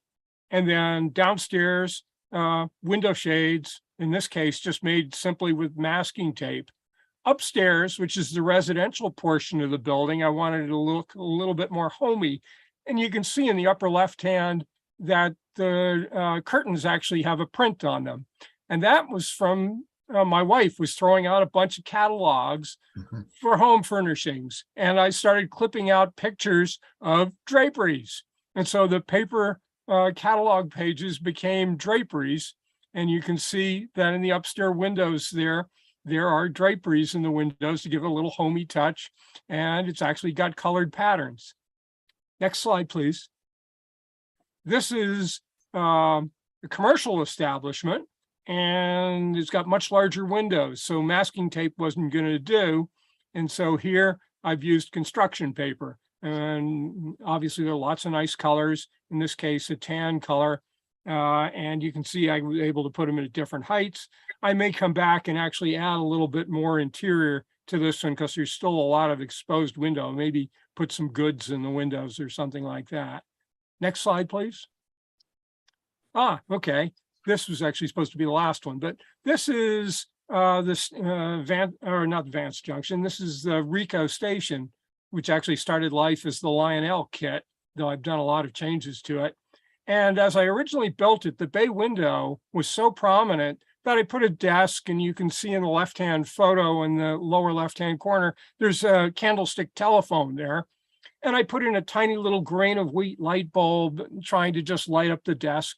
But then I got on the Woodland Scenics kick, and I've got a whole bunch of their plug and play lights, which I really like. and said, oh, I'm going to replace a grain of weight bulb with a one of the Woodland Scenics LEDs. And I put that in and it lit up the whole interior of the building. You could see that there was nothing inside. You could see through it. And I said, well, that's not going to do. And since the bottom of the building actually is open, I went back and built a room. And so the room there is 3 sides of styrene.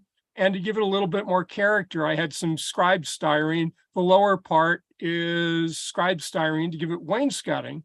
But then to add the detail, that's all paper again. In the left-hand picture, you can see the clock and a bulletin board. In the right-hand picture, you can see on the left, the red is a first aid kit. The white cross is kind of hard to see. And on the right-hand side, that's actually a calendar. Again, hunting through the internet and just printing out copies of various pictures I found on the internet. And I had a bulletin board and a calendar. The clock and the first aid kit needed a little depth.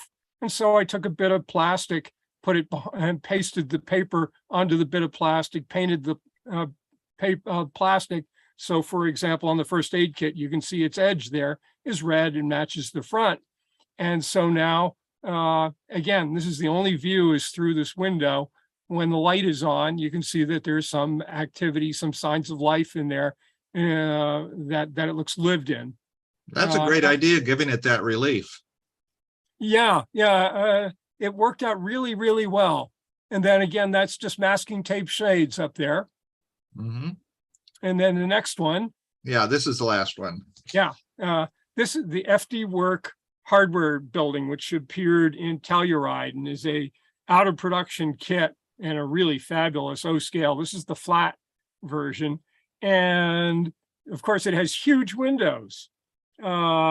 Upstairs, based upon a photograph of the prototype, they were kind of lace windows or shears. And I did that with paint. And so dry brushing, kind of streaky white paint gives you the sheer curtains upstairs. Downstairs in the prototype photo, you can see there are lots of goods in the windows. And hunting around, I found somebody who did 3D print of supermarket shelves. I took the supermarket shelves and cut them into multiple sections and then spent an evening painting all the goods on the shelves with various colors and labels and so forth, and then slipped those in to the windows. So again, you can't see that there's nothing else inside the building, but those big display windows are filled with lots of goods.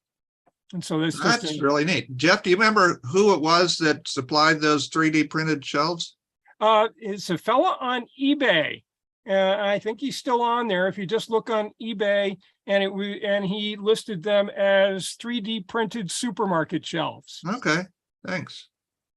There actually were several more pieces which I did not use, including a counter, a moving belt type counter with a cash register, and maybe another shelf as well. But these were the long galley type shelves that I cut into pieces to fit the window space, primed and painted.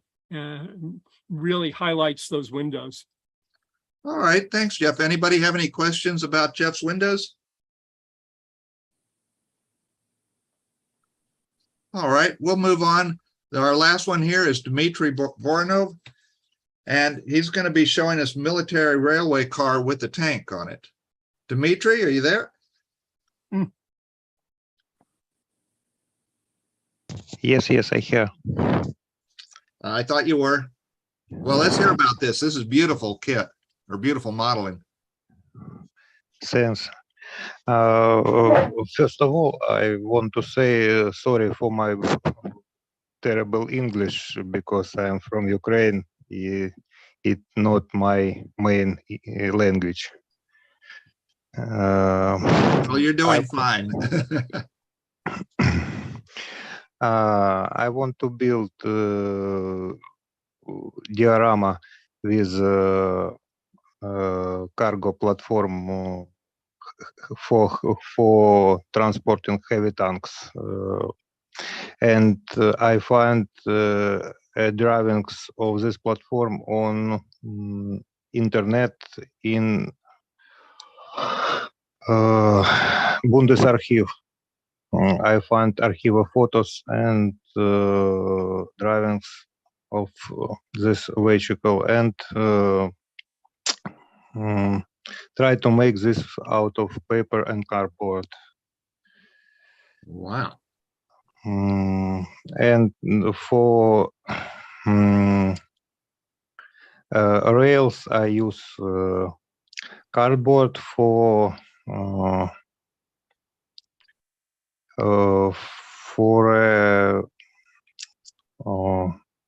sorry, I'm nervous.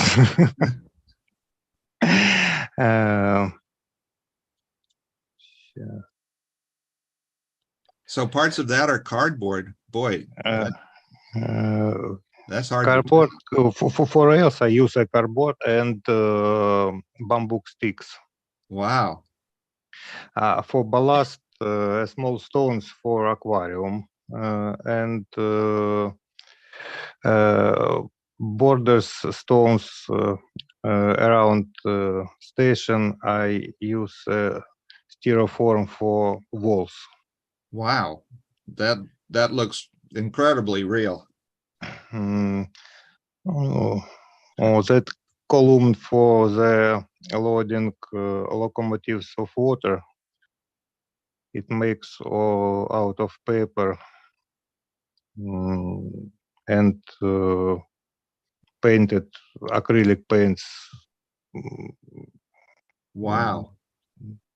Well, just looking at the base of the column, the weld, you know, I can just imagine that that's all metal right there. It looks fantastic. I make this weld. It's acrylic putty for a wood.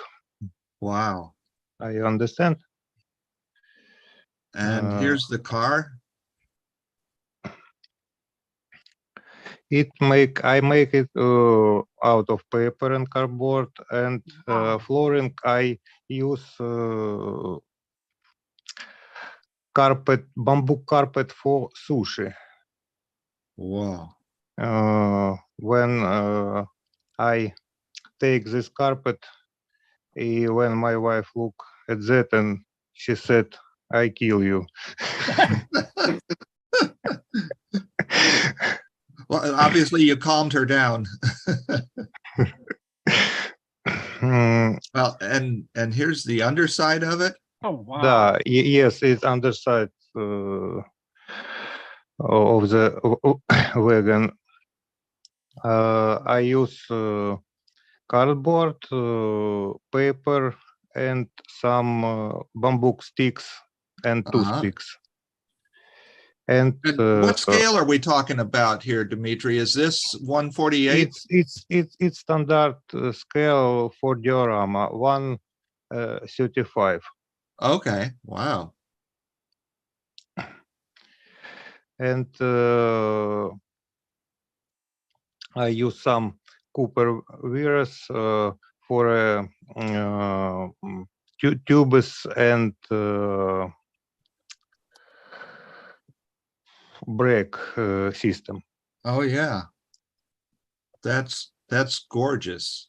And here are the trucks and springs.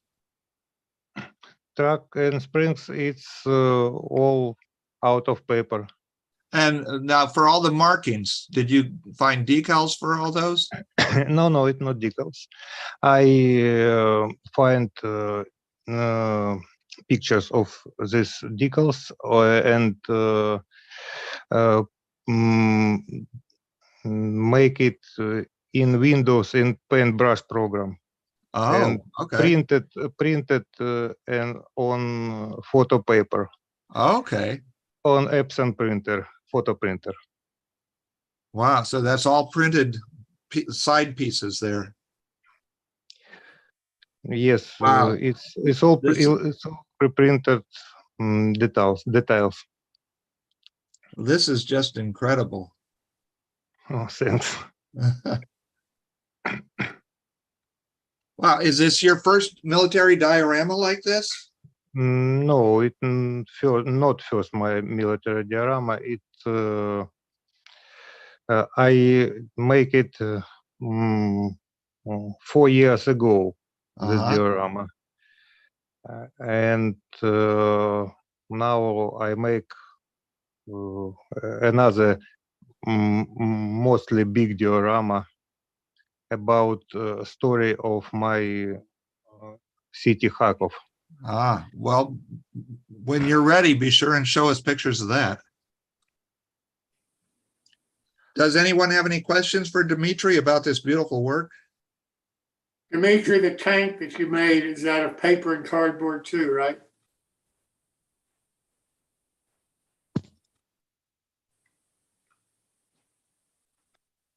Dmitry? Yes, I hear. The tank is also out of paper and cardboard, right? Tank, yes, it's out of cardboard. All Yeah. right.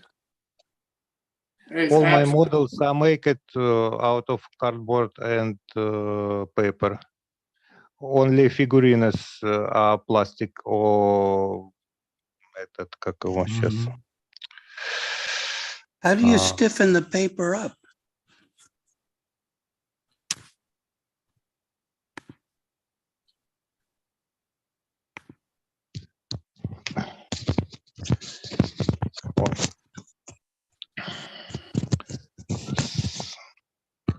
Sorry, I don't understand you. Oh, how do you make the paper stiff? Or hard so it stands up? Rigid. Guys, one thing that you can do on that with either card or paper or cardboard is if you take a thin CA glue, cyanoacrylate, and just put it on it, it soaks right into the paper, and it makes it almost like plywood. It really is hard. I explain about steel cardboard. I use as super glue, liquid super glue, and I put it on the cardboard, and it stay like a plastic. That's a great idea. When I first saw Dmitry's models, I was just blown away. I can't believe that anybody can do the work that he does using cardboard and paper and come out with the results he has. I think it's just unbelievable. That is beautiful. Dmitry, thank you for sharing this with us. Thanks you. All right. Do we have any more questions about any of the models that we saw tonight? Yeah, Dmitry, how long would it take you to make that tank? I'll make the tank half of year. 1/2. Wow. A half year? Yeah, that tank a half year. The last tank what I built 1 year. Wow.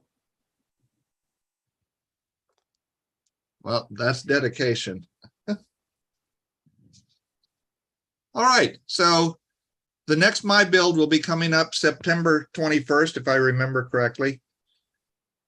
And Chris will be back. So if you have anything that you want to show that you're either working on or that you've finished up, you can email them to railrunner130@hotmail.com, which is Chris's email.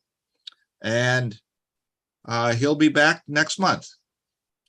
So, Jim, I think I'm done.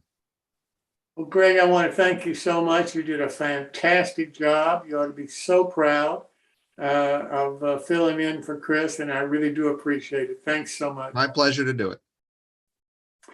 Well, that's our show for this evening. I hope everybody has had a fun time, that you've enjoyed it. Most importantly, I hope you've learned something. Our next show is also a full show of different builders and different items that we're going to be discussing.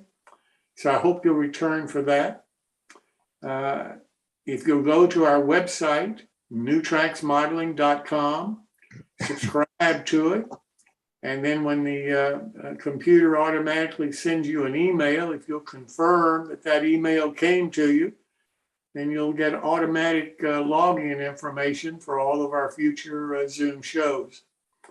If you'd rather watch us on YouTube, or if you want to see a video or refresh your memory about some of the things that you've seen, if you'll go to our YouTube channel, New Tracks Modeling, and subscribe and ring the bell, then you'll get notices on YouTube of all of our future shows, some of which are only available for viewing on YouTube, and also be able to easily find the various shows that we record. All of our shows are recorded and posted on YouTube.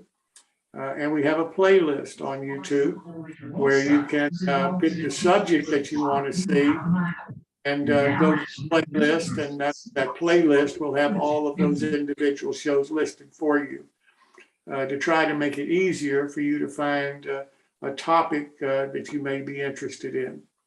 So again, thank you so much for being here this evening. I hope you had some fun with it.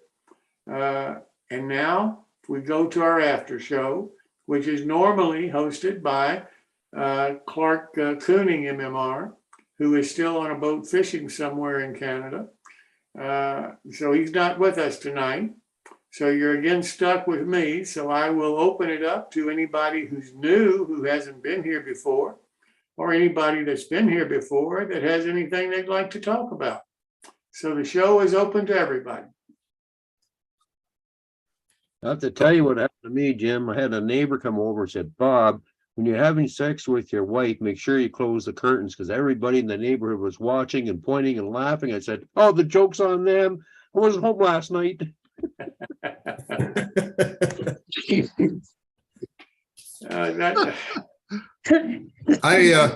That's kind of raunchy humor for Canadians. we hide it better. That's all. I showed up late is because I knew Bob would have a joke for us. I just wanted to add, when Bruce Nicholson was giving his presentation, he mentioned a book, and I don't know if you can. Oh yeah, Where Rails Meet the Sea. Sea, yeah. It is a fantastic book. It covers North America from the Atlantic to the Pacific, from the Great Lakes to the southern ports of the U.S. And it's well worth having if you're interested in modeling rail connections to water. Another book, I have a library in the other room, is San Francisco Bay, a pictorial maritime history. So it may be of interest to anybody who's doing the West Coast. The ships that are being featured in there, you would see up and down the West Coast, United States and in Canada. And just one more, I have more here, but if you're doing back and sail, there's a lot of books you can get on how to rig ships and that.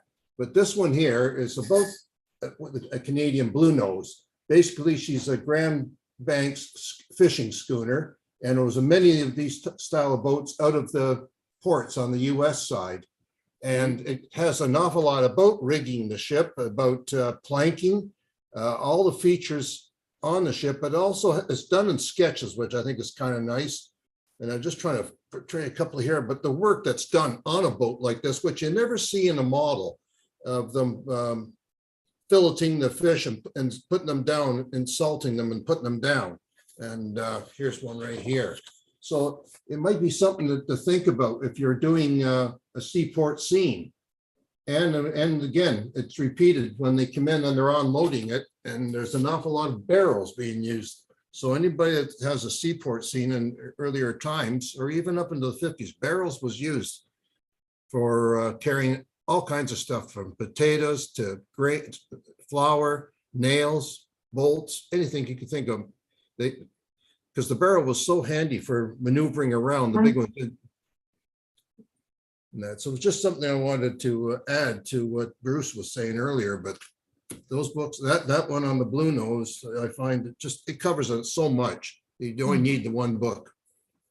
Well, I really appreciate you talking about this, because when I asked Bruce to do this, he frankly had some reservations because he's been to some train shows, and in effect, people have come up to him and said, "Why are you here?" Because this is not model railroading, and so we both knew that this was going to be something a little different for everybody. But I hope it's been well received by everybody, because let's face it, there's a tremendous amount of detail that can be incorporated in a model railroad with a wharf scene. And I think that there's a tremendous interest out there. I could be wrong about it, but comments like have been made tonight by several of you, I really do appreciate, because I'm really hopeful that if this goes over well, that I can entice Bruce to come back and maybe have him partner with somebody like Bar Mills to come in with both a structure and a wharf scene that would include the ship and the land wharf and that kind of thing, and maybe a warehouse with it as a build along. I really, but again, well, Jim, I think Bruce was underselling himself, because before COVID, he used to come down to Timonium quite a bit because it wasn't that far. And he was just one of the regular vendors there selling kits, and he would have as much action at his table as any of the other modeling vendors that were there. I think it's because there are quite a number of people that have some type of waterfront scene or some type of lake or river or something on their layout where something marine themed fits in. And he was always selling stuff down at Timonium. I think he might have been a little afraid because it's a railroad show, but no, he fits right in, and I hope he felt that tonight. I agree with you. Hi, Bruce. National Narrow Gauge. Yeah, he's at the National Narrow Gauge. He has a fantastic display. Dave Ferry built the display for him of a seaport. We has all his boat models, but it's a complete seaport with all the buildings, and it's quite outstanding. It stands right out of the show. I appreciate all the positive comments. Right. Well, Bruce, once COVID's over, are you going to be visiting Timonium anymore? I think based on listening to you, I'm probably going to have to go down there. Timonium is kind of a drive for us. And at $4 a gallon, we'll have to see about it. We will be at the Big E, obviously, in Springfield. But I think one of the things that I've been telling modelers as they come to my table over the years, they all say, I don't have a waterfront, and I don't have any room to put a waterfront on my layout. So I just kept hearing that and hearing it, didn't have an answer for them. And finally, it dawned on me that you take the boat we were working on tonight, what is that, 1.5 inches wide, maybe 2 inches wide at the most. If somebody was to take and add on to the side of their straight layout, 1.5 inches or 2 inch, and drop it down below the plane of the table and put a watercolor on, just paint it blue and run it along the side of running track, you could easily incorporate a waterfront on your layout. Very little expense. Now, you can do it expensive, but you can also do it very cheap. I don't know if that's worked, but I've probably told 150 to 200 people that over the years. I think one of the biggest things that people are afraid of in model boating in the railroad industry is, look, the curvatures, the bends, it scares people. And it even scares me when I sit down and work on a real model. You work on stations. There are stations that run across, and you have templates that you move in and you file. And matter of fact, one of the boats that we do, the first boat that we ever made was a sardine carrier. And I went to a fellow named Dynamite Payson in Maine, who since passed away, but he was a model boat builder and wrote 2 or 3 books on model boat building. And I took his drawing of the sardine carrier, which today there are, I think, 10 survived in the country today, I think. And I actually made all the templates and I sanded that hull on both sides. And then I made a rubber mold from it. I sold hundreds and hundreds and hundreds of that kit. Yep.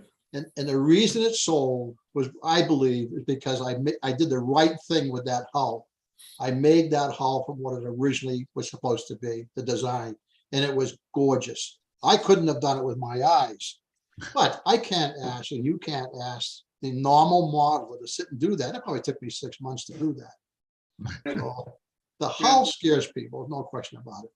Well, you know, Bruce, I have an idea that you might pitch when somebody, you know, says, I don't quite have enough room for a boat on my layout. Well, if there's one thing modelers love to do, it's model interiors. Many modelers do.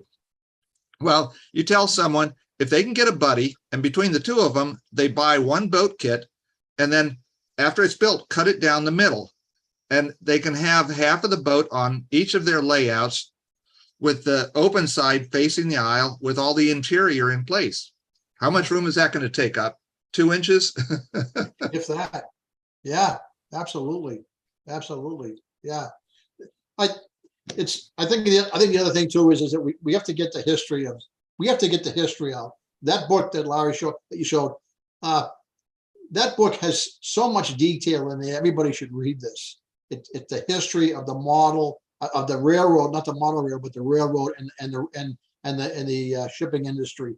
The people who owned the railroads owned the ships. The people who owned the ships owned the railroads. That's right. There's no question about it. There's some marvelous stories out there about the people and their actions, some good and some not so good, over the past 150 years, that the railroad and shipping was hand in hand all the way.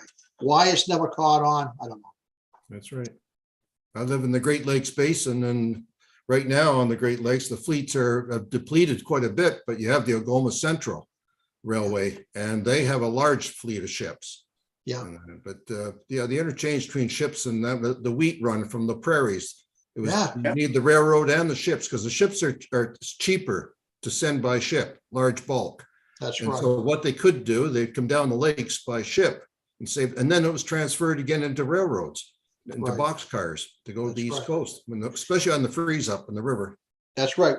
One of the first railroads that came in from Canada into the United States came in because the St. Lawrence Seaway used to freeze up, and they couldn't have consistent shipping to England. So they were going to run their first railroad from Quebec, I believe it was Quebec, into Boston. Well, some lawyer from Portland, Maine found out about it. He did a little bit of research, got in a horse-drawn wagon and got up to Quebec and sat in one of their meetings and says, look, it's a lot closer from Portland, Maine to England than it is from Boston to England. So the first railroad that came out of Canada ended up going into Portland, Maine, because the shipping could not do the St. Lawrence Seaway in the winter months. There's all kinds of stories like that. And it's amazing. But Sylvan has done a great job coming out with the Great Lakes boats. And I carry all of his boats, and they're just super, super models. And I have a lot of customers that are buying them. We have a fellow on here, Daryl, and he's on the West Coast, and he makes several marine models, very nice models. Really? Yeah. You on here, Daryl, now? Yeah, I'm here. Yeah. Yeah, that's stern wheeler. I have one of those kits and an O scale. I have to keep plugging O scale to everybody. Yeah, that one comes out in O, H, O, and N, and then we do a little runabout. We got a boat that was used by the Dolly Martin mine, a little crew boat. That paddle wheeler that you did, that. Yeah, that's that was quite a feat. There's over 1,600 parts in that kit. So, but it sounds daunting, but the 100-page manual makes it easy. So, so Daryl, you're making kits, Daryl? Yeah, Bruce, if you can check out my website or we can chat. It's www.interactionhobbies.com. Well, yeah, I've tried to reach you. Oh, yeah, somebody mentioned that a while back, but we kind of slowed down there in between 2014 and 17 or 18 with the shows, which got suckered back into the aerospace industry, but Yeah, now we get it full time. So yeah, that paddle wheel, I'm really interested in that. That's a beautiful model you did there. And as a matter of fact, I was just looking at your website 2 or 3 days ago. I'm gonna get a hold of this guy one way or the other. Just met you. All right, Daryl, good to meet you. I wrote your name down. All right. Bruce, how do you feel about cats? Cats? You mean cat boats? No, just cats. Oh, cats in general? They play we don't have a any large part in Daryl's modeling for some reason. We have no cat here. runs our company. So If we did, it would not have access to my shop, that's for sure. Yeah. My wife had a cat here for a while and it was very good, but it's not in the cards. Cats, dogs, or birds. well, if you buy kits from us, we actually label it. There may be cat hair inside, so packaged in a factory that may contain cat hair. Yeah. If you have a long-haired cat, you can use the cat hair for rigging in. Good. Actually, we did I did a little conversion kit for Jordan. It's the Jordan radio truck conversion kit on our website. And I needed some really fine wire and I didn't have any titchy wire. And I actually used 3 hairs from our Persian's whiskers. Wow. The antennas on the kit. So she's immortalized into the prototypes. And that's amazing. And the hair was all wax for you. There was no waxing to do. Exactly. Yeah. Tapered as well from a long point. Yeah. With waxing string is quite important when you're running rigging. That's right. If you So don't Daryl, how know- do you find the model? How do you find model railroading for your ship models? Well, our sternwheeler and HO scale is probably our number 2 seller next to our gas station kits. And that's primarily a lot of guys, the West Coast, that little sternwheeler matches kind of anything in the Pacific Northwest, and you can kind of modify it to even match a Mississippi ship. So I get more and more wants for new boats all the time. So it's and of course the size and shape, or like Bruce was saying, is the most important thing, because if you not too many people have room for a 200-foot container ship or a 1,000-foot container ship on their layout. Yeah, you can fit a 100-foot boat or a 50-foot boat just about anywhere. Yeah, 50 to 60-foot boat is probably about 80% of what we sell. Yeah. Well, here's a question for you guys when it comes to boats. Does anybody do a good river tug? River barge? A tug for modern? pushing the barges, modern. Modern? I ask this because I have had 5 guys come to me looking for them in S scale in the last 6 months. They figure they can modify an HO scale barge to become a small grain barge for them for what they're doing, but they can't find anything comparable for a tug. For a You're tug? talking about the push tugs. Yeah. Push pull. Yeah. Yep. That's a fairly simple kit to build. I started designing one about 1.5 years ago, and it's sitting on the bench, but I did it in HO. But that's basically a barge with a cabin on it, and an engine box, and a couple of smokestacks. Pretty simple. The barge is easy to find. We have a couple of barges even that would work there in S scale. Train has warping tugs, but that's more turn of the century type of stuff. So he's another boat guy that's out there. He's got quite a few different boats. Is Train Troll? Yeah. Yeah, Bruce, I remember showing your tug on one of the What's New here last year. You had both a water line and a full hull, if I remember. Yeah, that's the tug Exeter and the 53-foot harbor tug, both of waterline and full. The Exeter now has come out with a new hull, and it's also come out. I've released it in laser cut wood. It was for years. It was a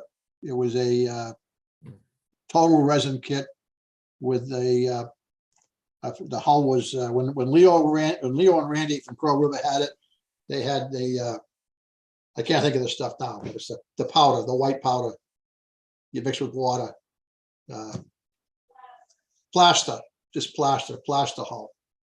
So that hull's come a long way. We've gone from a solid hull to a purely just a skin of a hull. We took a lot of weight out of it. Now we put laser cut wood superstructure on it. That's a beautiful kit. That's a beautiful kit. Train Troll makes some beautiful stuff. He does some beautiful work. Bruce, the kits that you sell more of the waterline or the full hull? Absolutely waterline. I'd say 98% of our sales. That's a whole area that you could get into is the full hull and push it, because the full hulls lend themselves well to yards, boat yards. Yeah. And that's just not something that I've taken the time to push. But you can take, that can be your waterfront, is a boat yard with ships sitting on it, or just a rail or a rack, or they call it the ways, okay, with a boat coming up and having a full hull. You don't need to have much more than, you could do a waterfront scene in probably a foot and a half. A good waterfront scene. Yeah. But mostly waterline. Yeah. Bruce, you were talking about Sylvan models. Yep. They make a model of the Alexander Mackenzie. Are you familiar with that? The Alexander what? Mackenzie. No, I'm not. No. Anyway, sells now. Sylvan models. Yep. They do a model of that in HO and O scale. I live in Chatham, Ontario. And Okay. 20 minutes south of here is Lake Erie, and it's Erie O. And the Alexander Mackenzie brought coal from Ohio into Erie O. It would be picked up by the railroad, delivered here to Chatham, and used in the sugar beet factory. Yep. And the ship would load and go up into Sarnia and drop the coal off in Sarnia for the generation, for the hydroelectric station there, which is now gone. But that was a ship that incorporated not only shipping, but railroading. That's right. You're saying that basically did Claire design his model from the Alexander Mackenzie? Exactly. Okay. I didn't know that, but that makes sense. Yeah, Okay. and it's quite a nice model. Are you referring to the canaler? The first sorry? one, are you referring to the canaler, the first one he brought out? The canal sized boat, it was like the 4.5 with cabins? No, I'm talking about the freight. Freighter. Yep, it's a freighter. Yeah. Oh, okay. It hauled coal from Ohio to Erie O. Right. That freighter also has, that kit also has extensions you can put on it to extend. Yes, it did. I think you can put up to 2 on it to make it somewhat realistic. Right. But then he has the regular freighter, which is. Yeah, he has quite a number of, well, when I say quite a number, he has a few nice ships. He has a good line in N scale as well. What he's done in HO, he's done in N. So, and it's a little quite different than the type of work we do, but good quality stuff. Good quality stuff. He's a very talented man. Pat Rivard, who models O scale, he bought his O scale tug, and he just brought out the tug here a little while ago, and he bought one of those. Yep. Which he's going to build and I think incorporate into his layout. Yeah, that's a nice kit. Yeah. Yes. I built 2 or 3 of those on the O scale. Yeah. We used to build those. I'd take them to the show. I'd sell them before the show would start. Built up. It's crazy. And I've done that's happened more than once with some of the boats that I built. Because when I go to the show, I like to bring a built up. And for Sylvan, I built up most of his boats and brought him to the show. And the last show I attended at the Springfield, the model sold was $765. Like, I want that. I said, I want to get him the kit, right? He, no, he said, I want that. I said, well, that's $765. I want it, period. Fine. So it's okay, it's okay. You couldn't pick it up until the show was over. I needed it for display.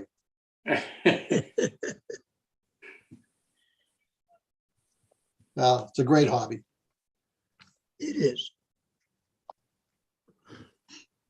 Well, listen, guys, I think this may be it for this evening. Great discussion. Thanks again so much for coming, and we'll see you next time. Thank you. Okay. Thanks, Jim. Good night, Thanks. everybody. Good night. Night. Good night. Night, everyone.